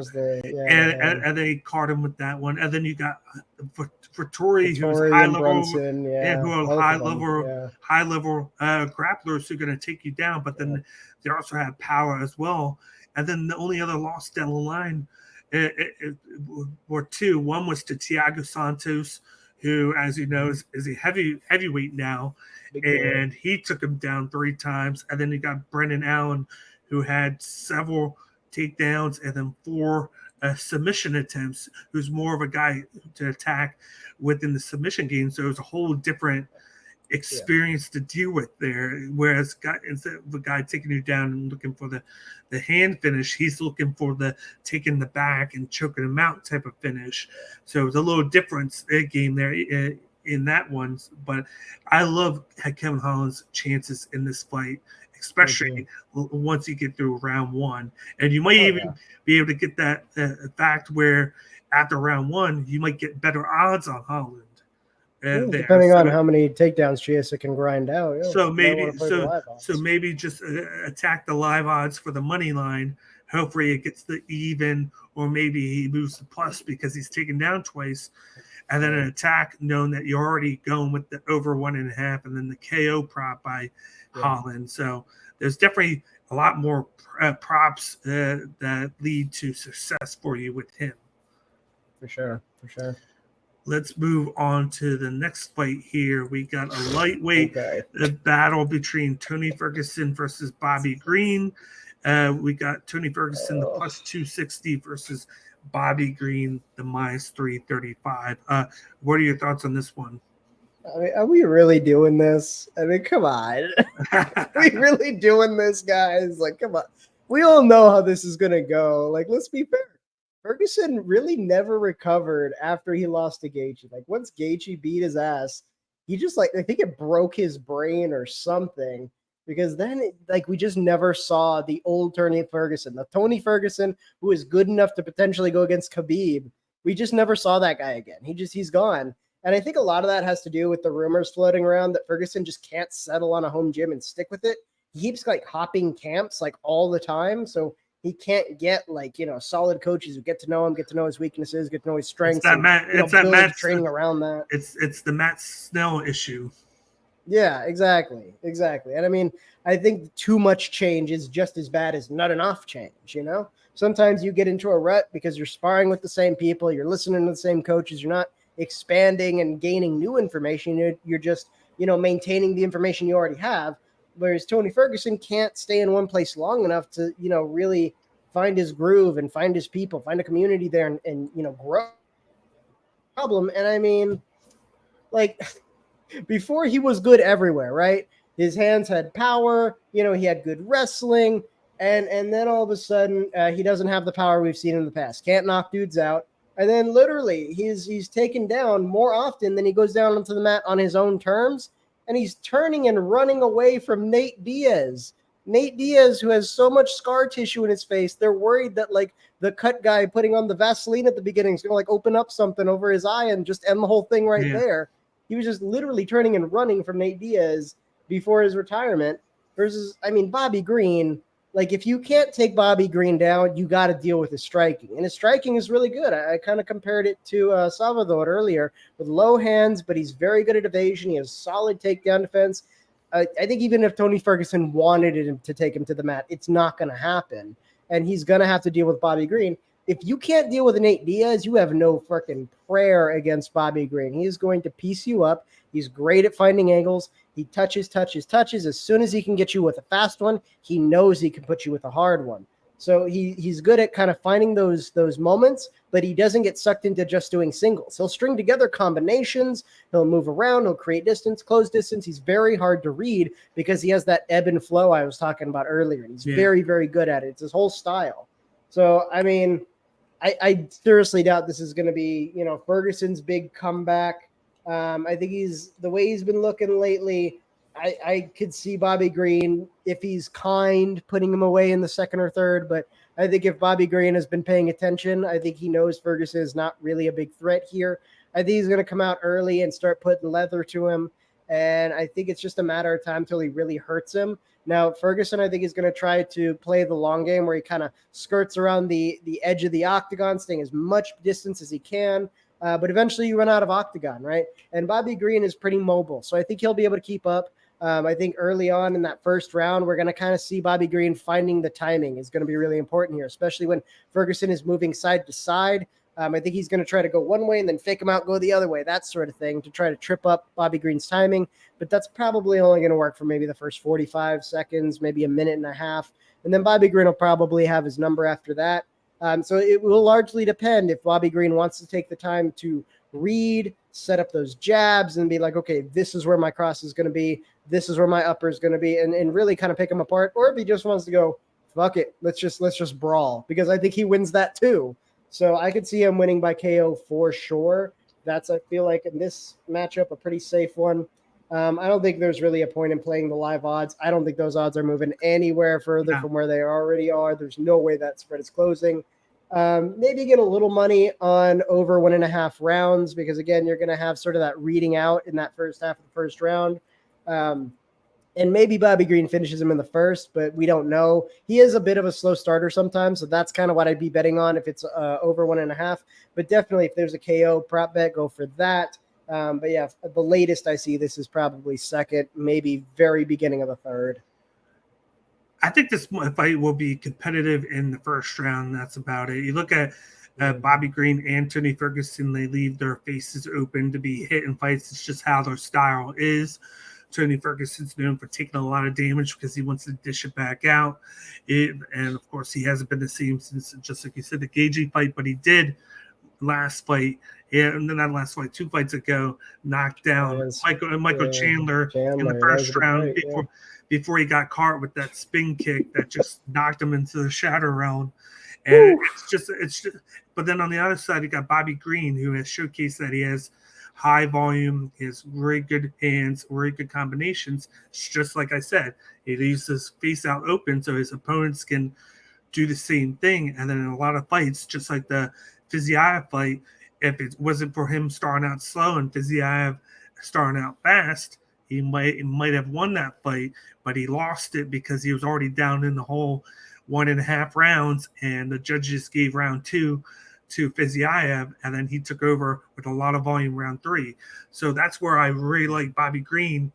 And my decision here is because I think Ferguson might catch him a couple in round 1. Bobby Green will then get going towards the end of round 1, and then rounds 2 and 3 is going to be him just pure volume.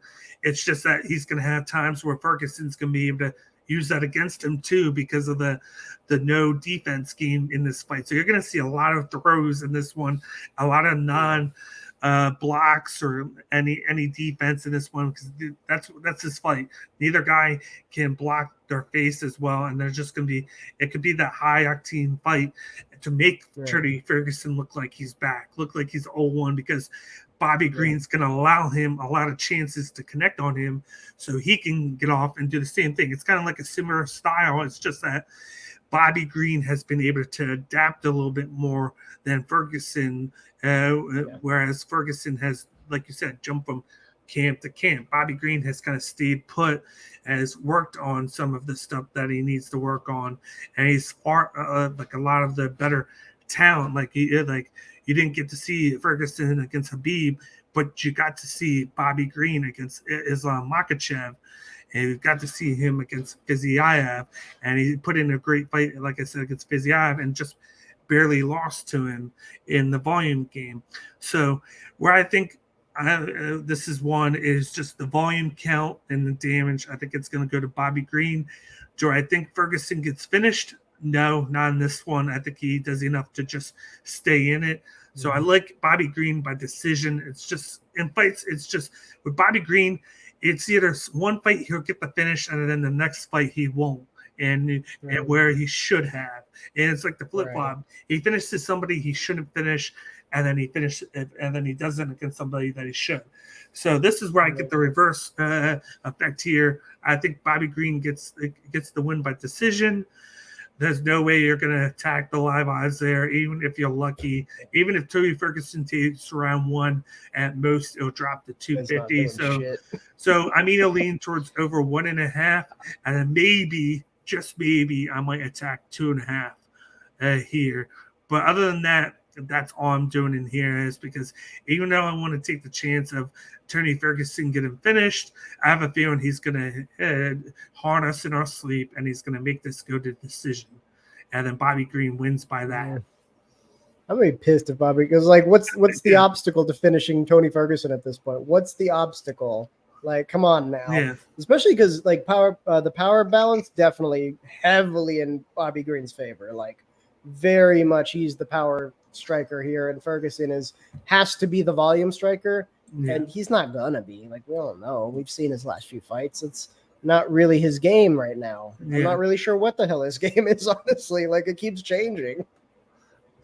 I just like the fact that he lost to Makhachev and Dober by finishes. But then you look at all of his wins: decision. He did finish Al Iaquinta, who is more of a grappler, knocked him out there. And then you go way down to the next one: James Krause. decision. And then he did knock out Krause. It just seems like even though he has the volume and he has the power, he just can't finish his opponents. And then he just finished Jared Gordon, though, but then that got overturned because of the eye poke. No, because the eye poke or the head. But he was going in for like an elbow, like he was trying to crash in, but he missed, and he just went head to head. Yeah, and then that affected the fight there. So it's like, I'm leaning towards just the decision, but that's me being safe there. But I do think that you can attack the over 1.5. I think that's a very safe one to go with. let's move on to the featured bout here on the main card. We got a men's welterweight matchup between Stephen Thompson versus Mikael Ferrer. You got minus 195 for Thompson, and then for Hayden, we got plus 165. What are your thoughts on this one? So I think with Thompson, you got, we all know what to expect. Good technical kickboxing, fighting from range, very quick with the in and out movement. Makes him hard to read in a different way than, say, like Bobby Green, where that ebb and flow happens, where there are openings, but that's part of the game plan, and they want to pull the attack so that they can create their openings for themselves, so that ebb and flow back and forth. Thompson is a little different. His rhythm is a lot more choppy in relation to his opponent. What I mean by that is he will set up one pace, like when he's working with his jab or when he's working with that low side kick on the shin off his front leg. He'll kind of touch and create a small rhythm. And then when you're not expecting it, boom, all of a sudden he's up in your face. He throws a big cross, then he darts out. That in and out movement, because of the choppy timing in terms of what the opponent is expecting and where he actually ends up being, makes him a tough read. And that's basically what carried him to victory. We already talked about the Kevin Holland fight. That was a big part of it. So I think he has, over the years, he's acquired really decent takedown defense. He's learned how to handle the wrestling on the cage very well, to where he can hold his own. He can create a separation when he needs to. If he wants to kind of make it grimy, throw a few elbows before he leaves, he can do that. Not the best ground game. Has not really acquired that skill. That's a little outside his reach. But I don't think that's going to be a huge deal here. Poirier, he has a lot of power in his hands. He's an unorthodox striker. He's a little wild. I think sometimes he's a little too wild. He leaves openings. And I think, he's quick to start in the first, but by like the end of the first, he's, where he's bouncing, he's starting to get flat-footed. You get to the middle of the second, his volume drops off almost entirely. You get to the third, he's mostly doing the Paulo Costa strategy of just kind of exploding at opportune times. But largely he's not the same guy who started. So there has sort of been this history of this gas tank that's never quite got to where it needs to be. Whereas Stephen Thompson can go 5 rounds easy, keep the same pace, stay in your face, do the volume. It's largely what gets him his victories, And I think that's a big part of why he wins so often against guys like this, especially the unorthodox kind of wild power strikers. They want to set up sort of their own rhythm. And then he's very, very good at using his movement to break that rhythm and go in, score some points. He might not finish you, but he'll get in your face. He'll hurt you. The judges will see it. And then before you have time to throw your big, wild, punch that could finish him, he's already out and he's back at distance. Again, that's pretty much what he did to Kevin Holland. And Kevin Holland had a pretty heavy power advantage against him, even got him a few times, but he had the durability to see it through. I think Alex Pereira will have a similar power advantage, but I think that unorthodox style and that kind of brawling, I think, is going to open himself up to basically exactly what Thompson wants, more the wild style. I think the difference here is that Pereira is more mobile than Kevin Holland was, especially in that first round. He kind of likes to skirt along the edge of the ring. So Thompson will have to chase him a little bit. It will slow down his reads. So, I mean, if you're looking at not just going with the straight decision outright, which you probably will get, you can look at over 2.5, because that first round, I think we're not going to see as much activity because Poirier is going to want to maintain the distance, while Thompson's going to want to kind of like close in, but he's not going to want it too fast. He's going to want to make his reads off of his jab and off his lead leg. Once he feels comfortable, I think starting in the second, he'll start to kind of pick up the volume a little bit more once he knows what he's dealing with. And also once Poirier starts tiring out and he's not quite as mobile anymore, he's a little bit more flat-footed, a little bit more stationary, easier to enter on. So yeah, I think he keeps his number 6 spot by decision over 2.5 rounds. You could try playing the live odds on this one. Again, it depends, because Poirier's best round is his first. So if he comes out and he's throwing heat, I think Thompson can weather the storm. I think he's durable enough to stay in the fight, but it could swing because the gap is close enough. Could swing to where potentially, that minus 195 gets a lot lower, maybe in the 150 or even plus money, depending on how well Poirier does. Because, again, I think the odds makers are looking at this one where you've got the power versus the technical decision fighter. And, the power fighter, the argument always is, puncher's chance, right? So I think if you see a strong, outpouring of power and volume early on, it could be enough to get the odds makers to swing the other direction going into the second. But then, of course, once Thompson starts implementing his game plan, that will go away very, very quickly. But yeah, That's how I'd play this one probably. Yeah, and when you look at it a little bit more, Fajita is not as much accurate as he is. That's why he has that crazy style, capoeira, because he wants to throw a different outlook onto you than you normally see. But then with him not being as accurate, with a guy like Stephen Thompson, who's very good at countering with that karate stance and throwing those, using that kickboxing style to kind of counter it, he can kind of stay back, wait for the onslaught, and then just kind of move out of the way, slip, and then throw a leg kick or a strike at him, and then get back out into range. So there's always going to be the one kind of reacting to what Fajita does, and allows him to not utilize as much energy because he's standing in place, moving, and allowing Fajita to pour out the more cardio and the more gas out of his gas tank than he is. That's how you see a lot of decisions by Thompson, is because of that one masterful movement there. And then you look at him and the two losses he had recently.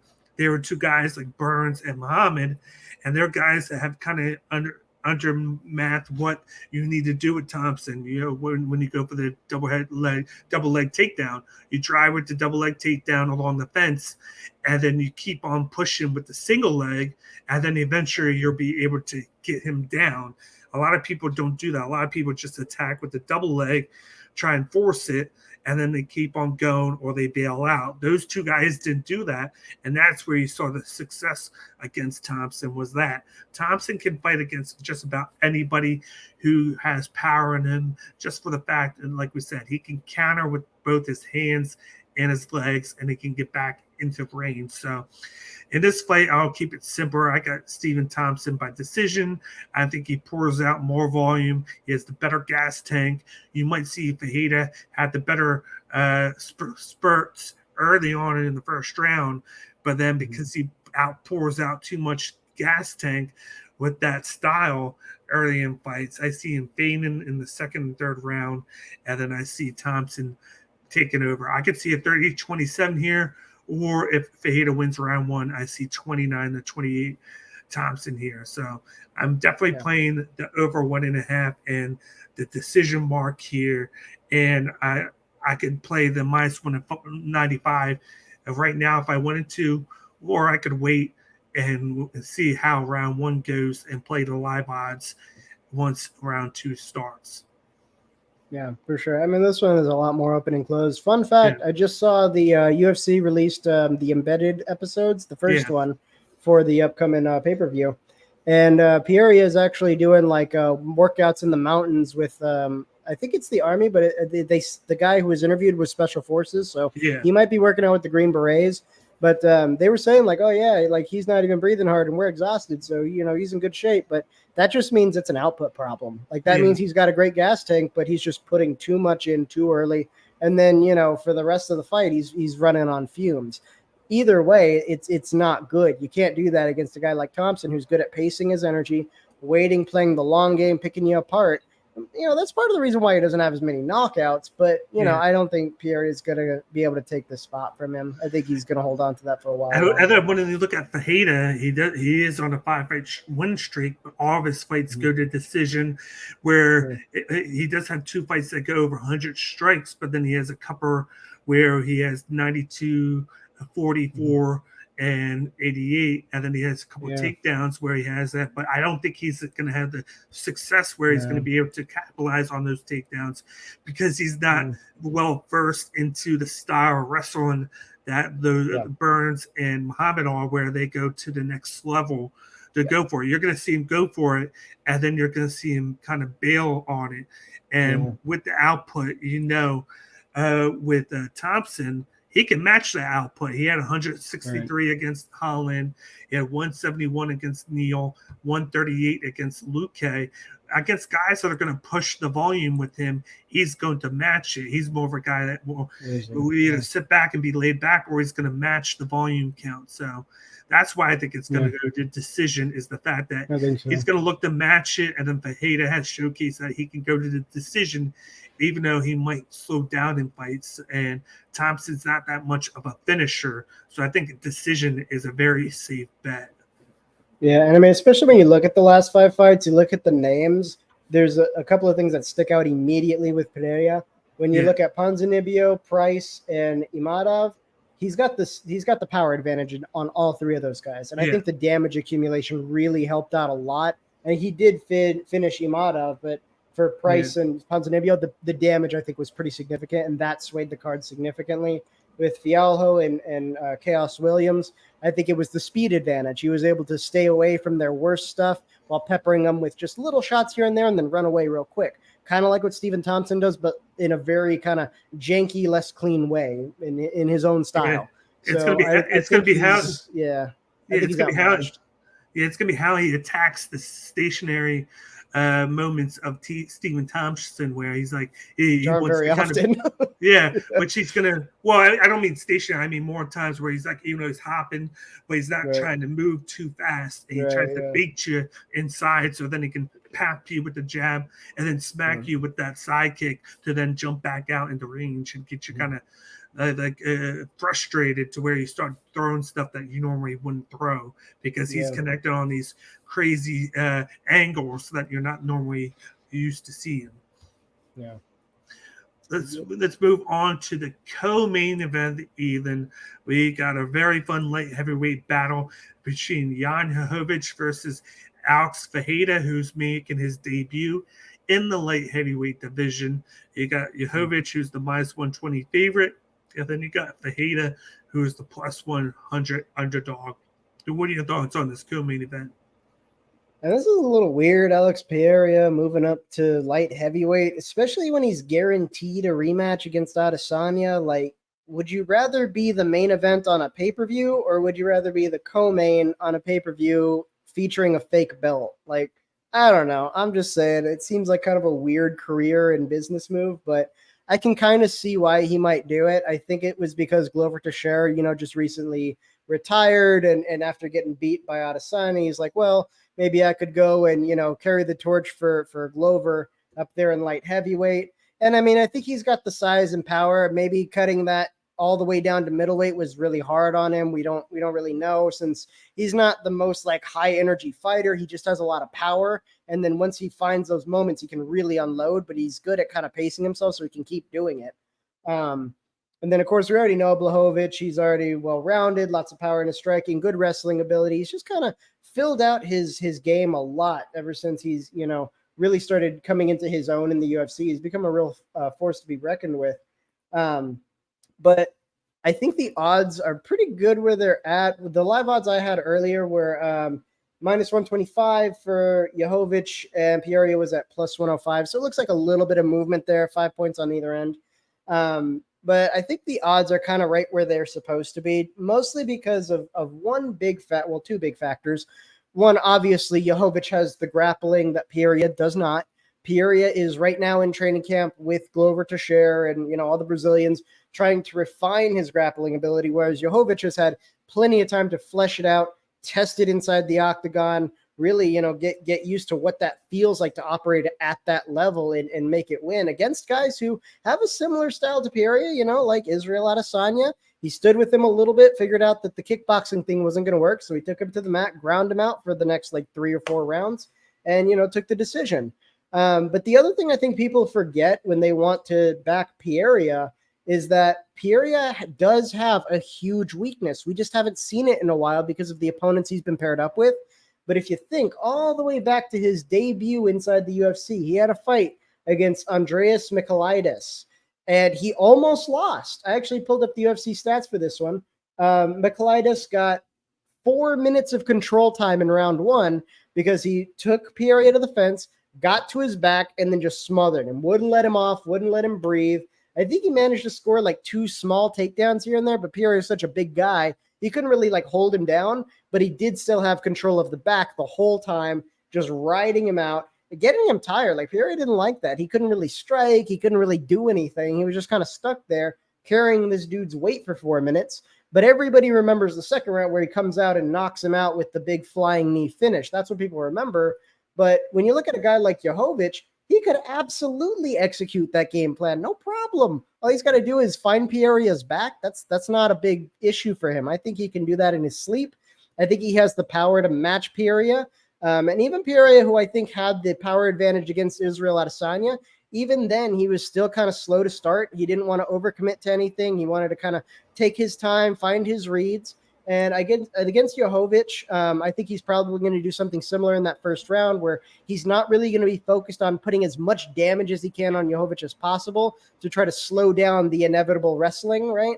Like whenever you have a let's say a, All-American, NCAA top champion wrestler in the first round. Well, if you can beat on him for that 5 minutes and you can wear on him, get him tired, get him hurt, well, in the second round, he's like, he's on the varsity team at college, but he's not anything special, right? And that's kind of how this works with wrestlers is if you can get them tired and damaged, they start making mistakes. That's what he should do, but I don't think he's going to do it. I think he's going to be very conservative in his first round because he always is. I think Jovic will probably stand and trade with him a little bit. He'll get tagged with a little bit of Poirier's power. He's pretty durable, so I think he can take it. But once he realizes this is not going to go his way, just like he did with Adesanya, he's going to mix it up. He's going to take him to the cage. And whether he wants to put him on the ground or just take his back and hold him and just wrestle him against cage, smother him, I don't think Poirier is going to have any answers. I did see in the embedded UFC episode, Poirier is working a lot of jiu-jitsu. And his coach is like, nobody can hold Poirier because he's too big. It's like, well, no, somebody already did. That happened.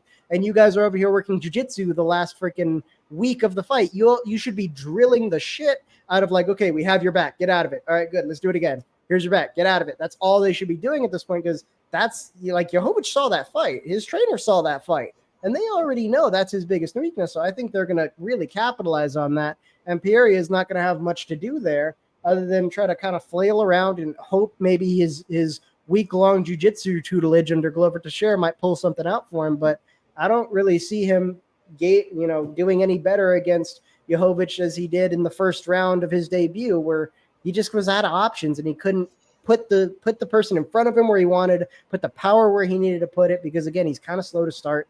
He should be coming balls out, but I don't think he's going to. So I think definitely over 2.5 if we're going the grappling route. If you want to be super safe, over 1.5 for sure. I think Jovic is probably going to go by decision. So if you see a prop bet for that, also if there's not necessarily good money to be made there, maybe you can get a little something by having the fight go the distance would be another way to maybe pull something out of that.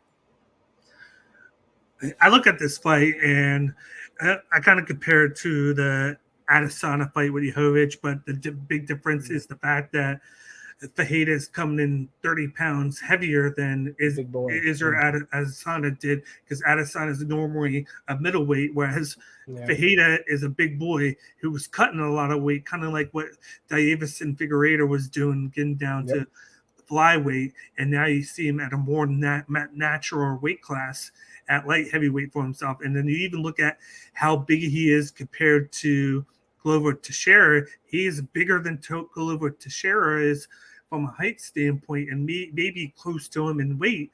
He just has better cut than Teixeira is. He's going to come in with a bigger height and reach advantage. He's 6'4" to Jovic's 6'2", and then with the reach, it's 80 to 78 Fajita. So I feel like even though like he has had issues with the takedown, especially in that debut, you haven't seen much of that since then, and I think that he's going to come in better with defending the takedown, and then he has that big time kickboxing style.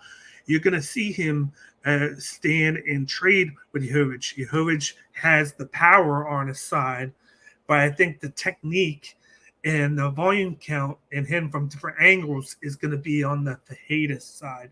So I think the move up's not going to be too much of an effect because he's normally that big anyway, and he was making that cut.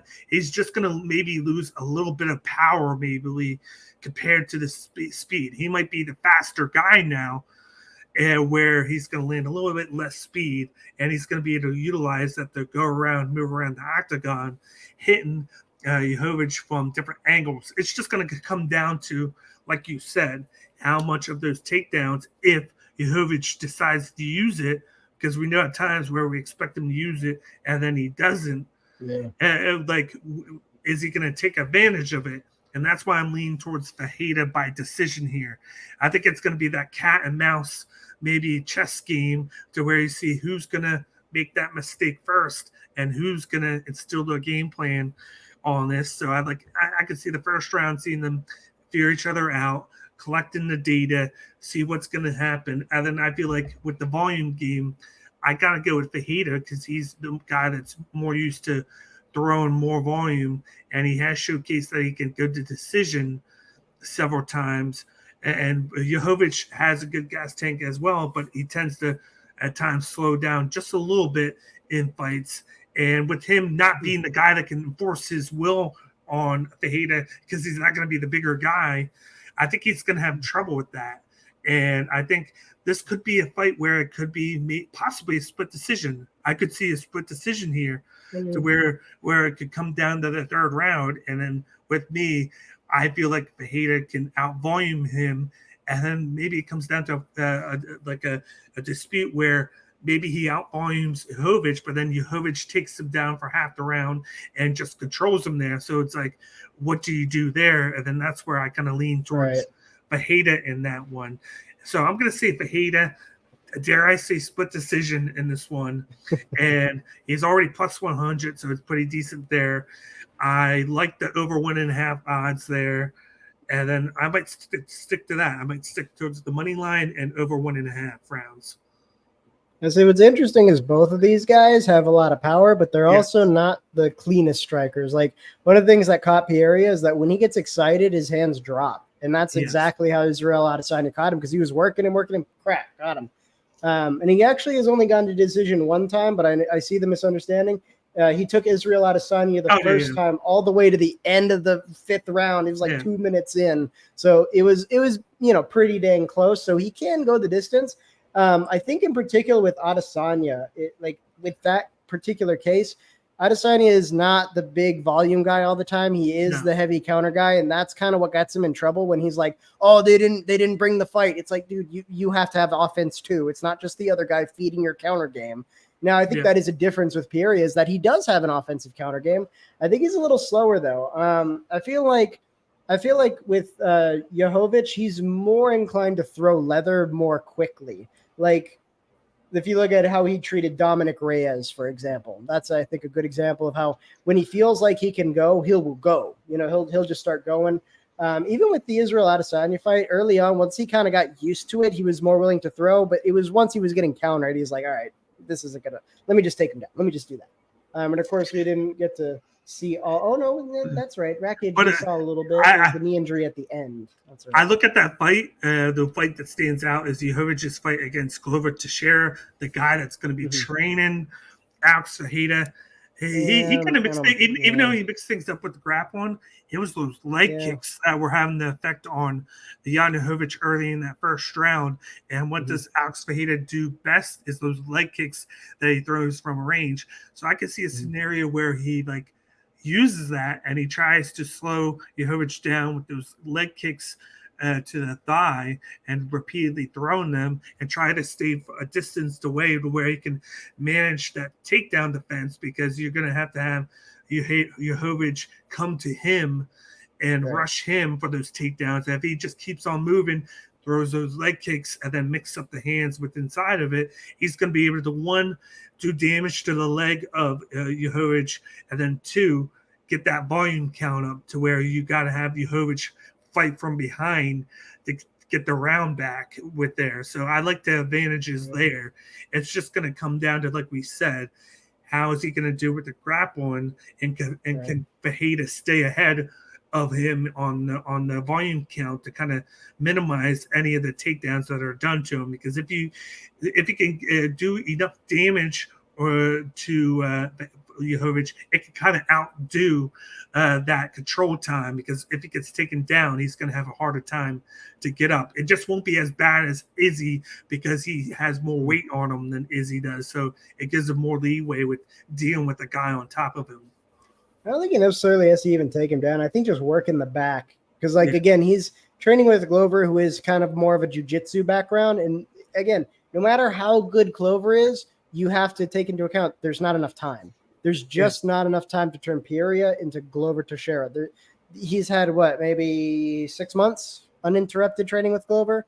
So however good of a trainer Glover is, which we don't really know, he was mostly focused on his own career. This is kind of a new guy he's taken under his wing. And like if you're watching the Ultimate Fighter right now, one of the takeaway lessons is that, some fighters are both good fighters and great teachers. Some fighters, they're more just good fighters.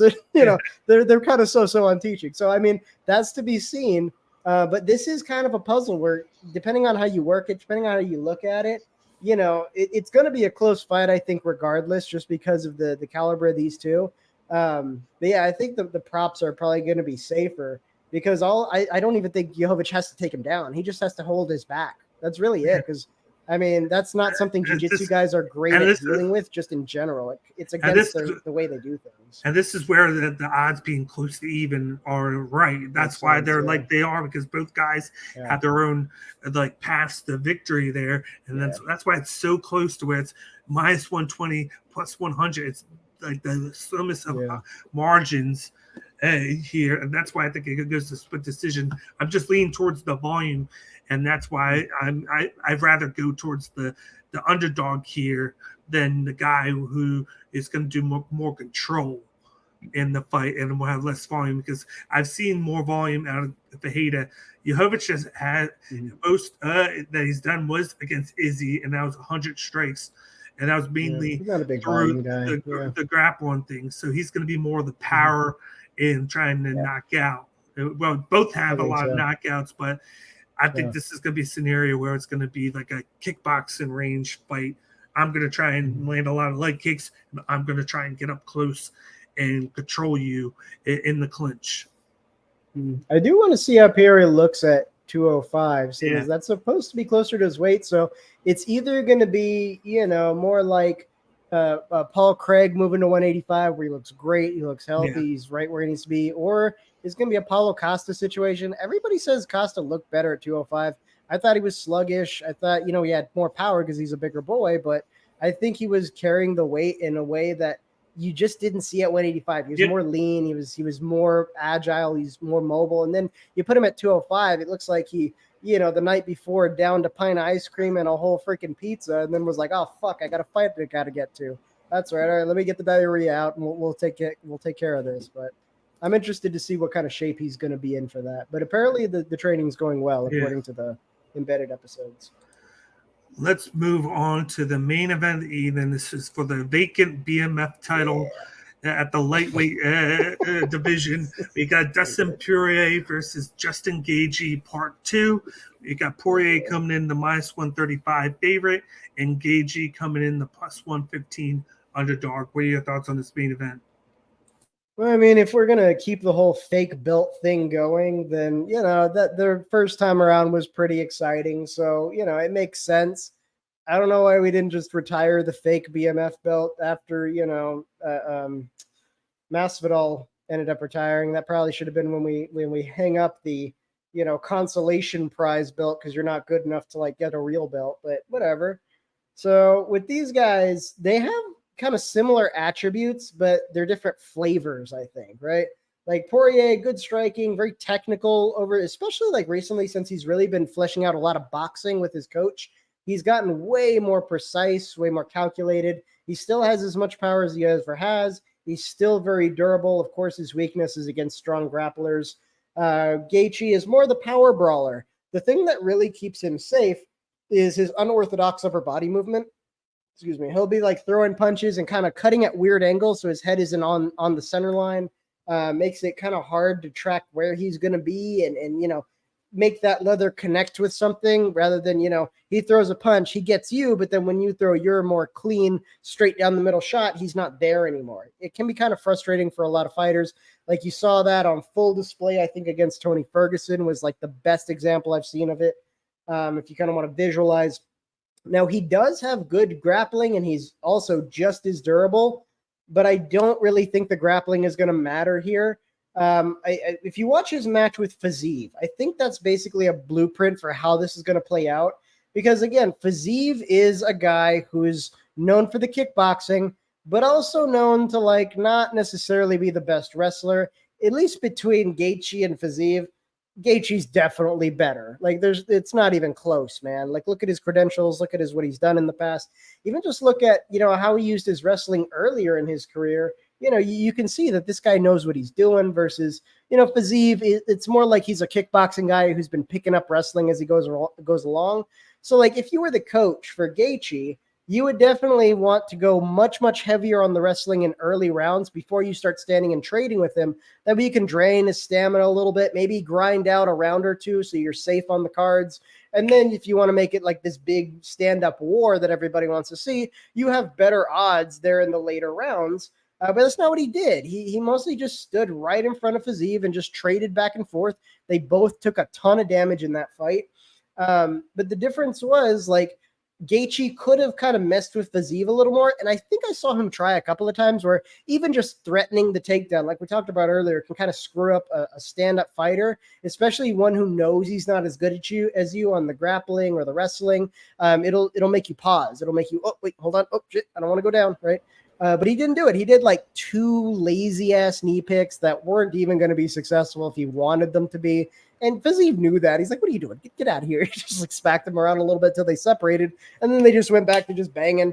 And I think a big part of that is because Gaethje's stated purpose is that he wants to be the most exciting fighter on the card. Not necessarily the champ or the most technical. He wants to be the most exciting. What's exciting? Standing and banging.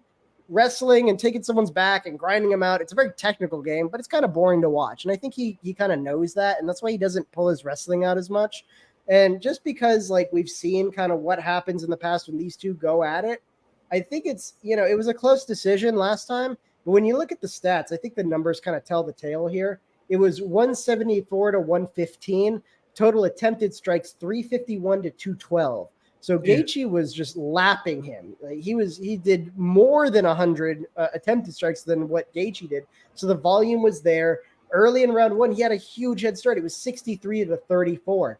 I think that's Poirier being the more precise, more calculated boxing style, where he is kind of focused on getting that volume on you early so that he can make his reads. But also, once he finds those openings, he wants to start hurting you as much as he can early on, especially against a guy like Gaethje, where he knows that wrestling's in the back pocket, probably won't come up. But what if it does? Well, I'd rather he be all beat up and tired than try to wrestle me rather than fresh and not very tired because maybe we only did like 20 punches a piece in the first round. No, he wants to start accumulating that damage quickly. And he kept eclipsing him. Round 2, 55 to 46. Round 3, it started to stable out there. You started to see both guys, their gas tank kind of started to wind down a little bit, right? You had 38 to 33 in round 3 and 18 to 2 in round 4. So Gaethje is the one who kind of gassed out first in that first go around. And did he get the finish? I don't remember. I don't think he did. He did. He got the finish. 4. Yeah, that's right. It was like very early in round 4. That's why the numbers are so small. Okay, so we've seen kind of the way this works in terms of like when they fight. It looks like Poirier gets the volume and in a lot of ways the power advantage just because he's better at pacing his energy so that his power stays consistent.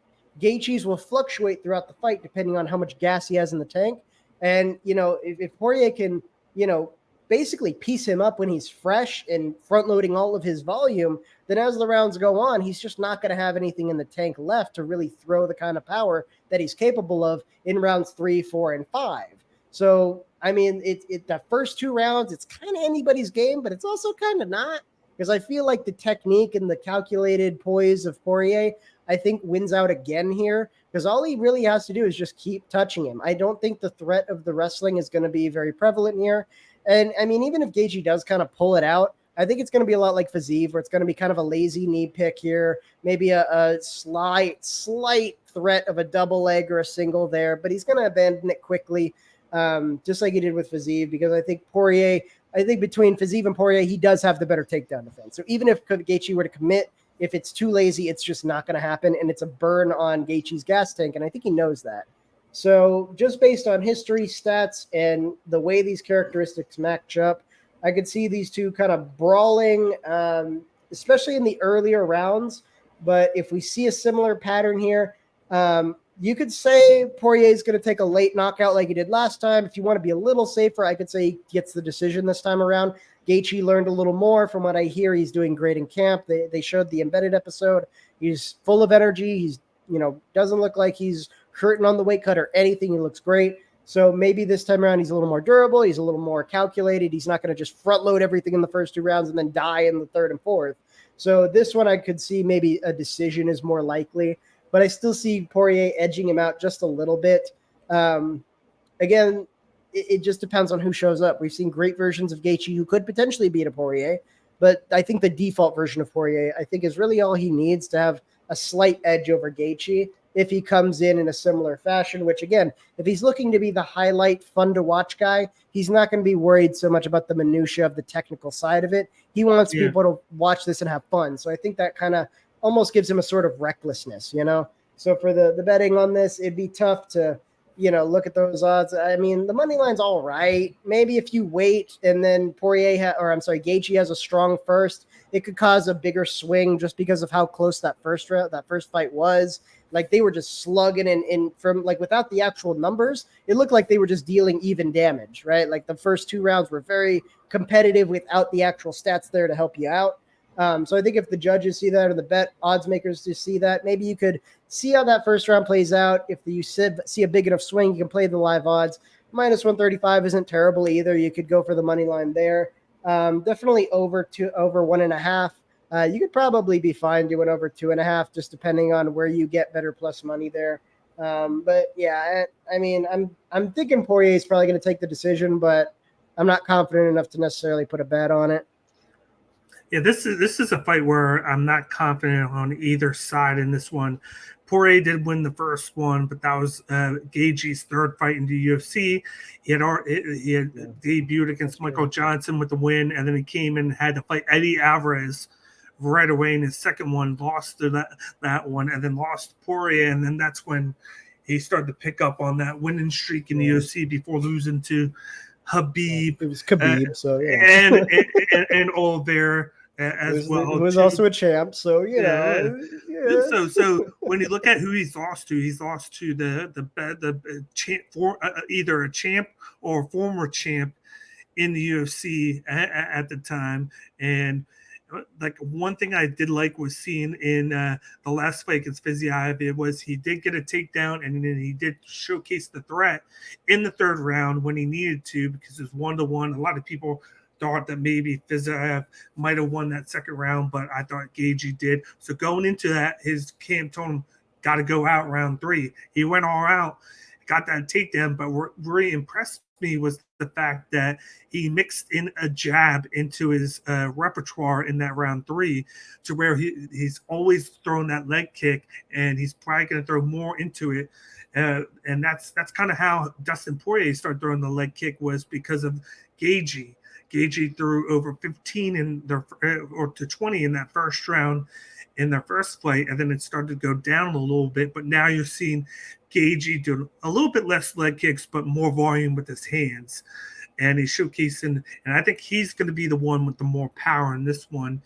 And I do feel like we're finally going to see him go with the takedowns a little bit more. If you look at the last fight for Poirier against Chandler, he got taken down 3 times in that fight. In the first 2 rounds, he got taken down twice and controlled for a minute in round 1. And then he got taken down and controlled for over 3.5 to 4 minutes in the 2nd round, to where he had trouble with it. And I might look at that from Gaethje's eyes and think maybe I might have to look at, even though I want to be the more exciting fighter, I might need to mix it into it. Even if I don't go for it, I might have to mix the threat into it, because we've seen that Poirier is starting to slow down. He's still going to throw the volume, but he's starting to slow down. He's taking more damage in fights. And then that leg kick's going to be a big factor too. And I just feel like this might be a situation to where maybe it's going to come down to that last round, because we've seen these guys going into that 4th. It was 2-1. You can be like, okay, it was 2-1 Poirier or 2-1 Gaethje, but it could come down to that 2-2 going into that 5th round. and that's when his camp is going to be like, yeah, you got to pull out all the stops to get this victory, and you might see him bring out the stuff that he normally doesn't throw unless he has to, and that's where I like that jab of Gaethje, the power. I think he's going to put a little bit more volume. Both these guys have volume that can go with it. I just think that Gaethje is showing less wear in fights right now than Poirier is. I thought Poirier looked like, even though he did pick up that victory against Chandler, he struggled in that fight. He struggled to get back in just to get that submission where he was losing 2 rounds going into that last round, and he pulled that right out of his ass with that choke. He was bloodied up. Chandler was bloody up, and this is the same Chandler that a fight or two ago was pummeled by Gaethje on the stand-up game. So I feel like maybe we were starting to see Poirier slow down a little bit. I still think it's going to be a close fight. I still think Poirier should be the favorite, but I'm going to go with Gaethje here, and I'm going to go with him by decision. I think he gets it done. I like Gaethje, the money line here, and I like the over 2.5 rounds mark in this one. I think he could possibly get a late finish if he could, but these are just 2 dogs in that lightweight division, and that's why they're doing the BMF title, because these are 2 guys that you're going to see stay at the top 5, even though they're getting up there in fighting age, not age, but fighting age, and this is the perfect time to bring it back for at least one more. And then you got, of course, Masvidal, who's going to put the belt on the winner. So that's a perfect touch. It's all about getting viewers to watch the product, and that's what they're doing. That's all it is a production standpoint thing for the fact. And it adds a little bit more intrigue into the UFC. So they're taking a little bit of a game plan from Vince McMahon here with the WWE. and marketing here. So, but I'm going with the Justin Gaethje here. I think he equalizes things with the victory. Man, I hope, because I feel like what might happen is Gaethje remembers how exciting that first one was, how everybody loved it. I don't even care he got knocked out. I really don't. Yeah. I think he as a personal, in terms of how he looks at it in his career, I think he thinks of that as a high point because of how much attention he got from it. And then he started to fight a little bit differently because he got tagged with a couple eye pokes into there. So he started to play a little bit too safe, and you saw the volume going a little bit down. And then he was just basically throwing more leg kicks than he was the striking, because every time he got going, they would stop his momentum with that eye poke. And I think that played a big factor in that fight, and it allowed Dustin Poirier to take over. Even though he had a little bit of damage there, he didn't have to worry about that. So he got to fight just how he wanted to, whereas Gaethje was kind of playing not scared, but safe, knowing that if he would have done it, he would have gotten a point deduction, because I do think that he was given a point deduction in one of those rounds.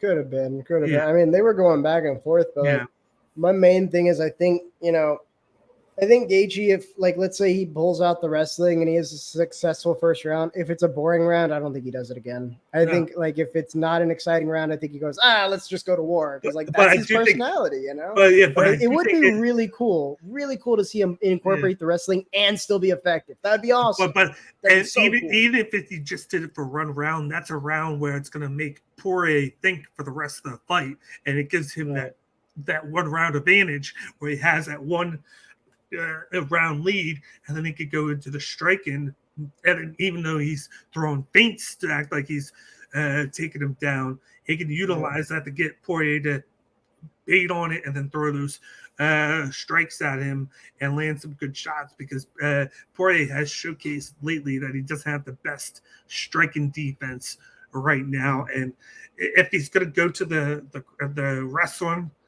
early, is the best bet to do it, to make him double think. Yeah. Hopefully. Because, I mean, if Gaethje could get the wrestling figured out, he could be a contender again. He really could. It's just he doesn't care about that. That's the problem. When you look at the current rankings, there's not a lot of challengers to go up against Makhachev. I know they're doing the rematch with Oliveira, but I don't think Poirier has a shot. Even if he wins this, what's he going to do? Dariush is sitting on a loss against Oliveira, made him look like a chump. Chandler, no shot. Come on, get out of here. But Gaethje has enough power, and he's credentialed enough in the grappling to where I think if he really committed to like, you know what, I'm gonna integrate this and make it one complete seamless thing, he could be a real problem for Makhachev, because on the feet he poses a real threat that Makhachev has to respect.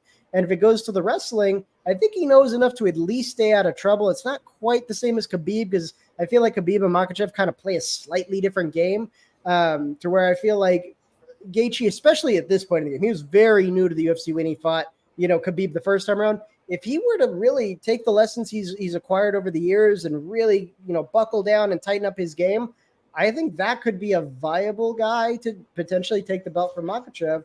Because right now we're kind of running a little low. I mean, you got Saruki in there, who's a threat. Grant Dawson coming up. You got the rematch with Volkanovski coming, because Volkanovski is there. He wants to go back up now that he had that quick victory against Rodriguez, where he showcased a lot. He just dominated that fight. No, Yair I knew that was going to happen. Come on, dude. But he in his first fight, a lot of people thought he won that fight 3 rounds to 2, but it was close. Yeah. I had him winning that fight. Like that was a close fight. Yeah, but like the one chance that you might have with this division is if Gaethje can pull out that wrestle, and it's just a matter of, is he going to do that, like you said, because of the BMF? But I think he will. Knowing that it's 5 rounds, he can do the wrestling for the first round and then go right to the striking afterwards, and it's not going to be pinpointed as a boring fight, because you got 4 more rounds to work with, and he can use that to kind of like get inside the mind of Poirier to have to think about the threat of the takedown, and it's going to leave more openings for him to fake the going in the inside and then coming over the top with the strike to get to catch Poirier sleeping. So like just the thought of it after the first round will pay big deep dividends for him if he can instill that early game plan to transition to the striking.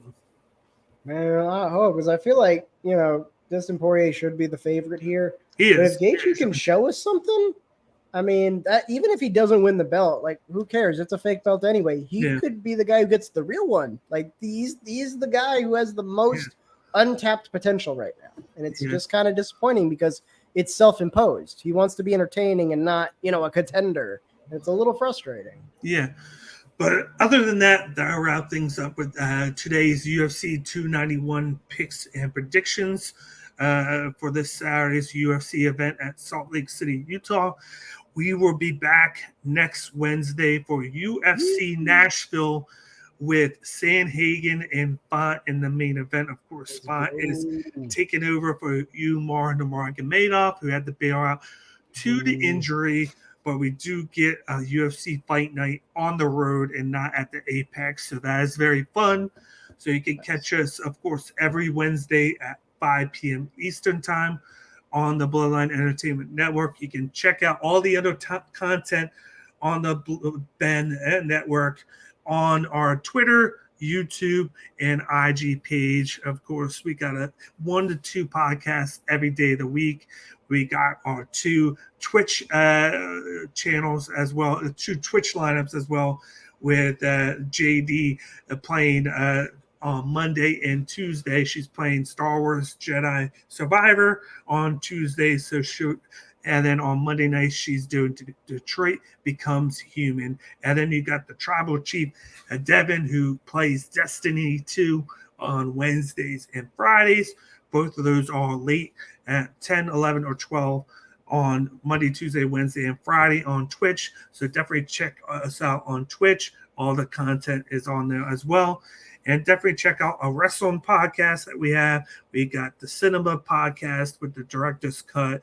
We have a new podcast which will dive into both true crime and wrestling with Casual Leanne. She adds a little bit of spice and flavor to the network. And then we just added the TBQ guys to the network as well. They're bringing more of the fantasy aspect with baseball and football. And then we got more to it as well.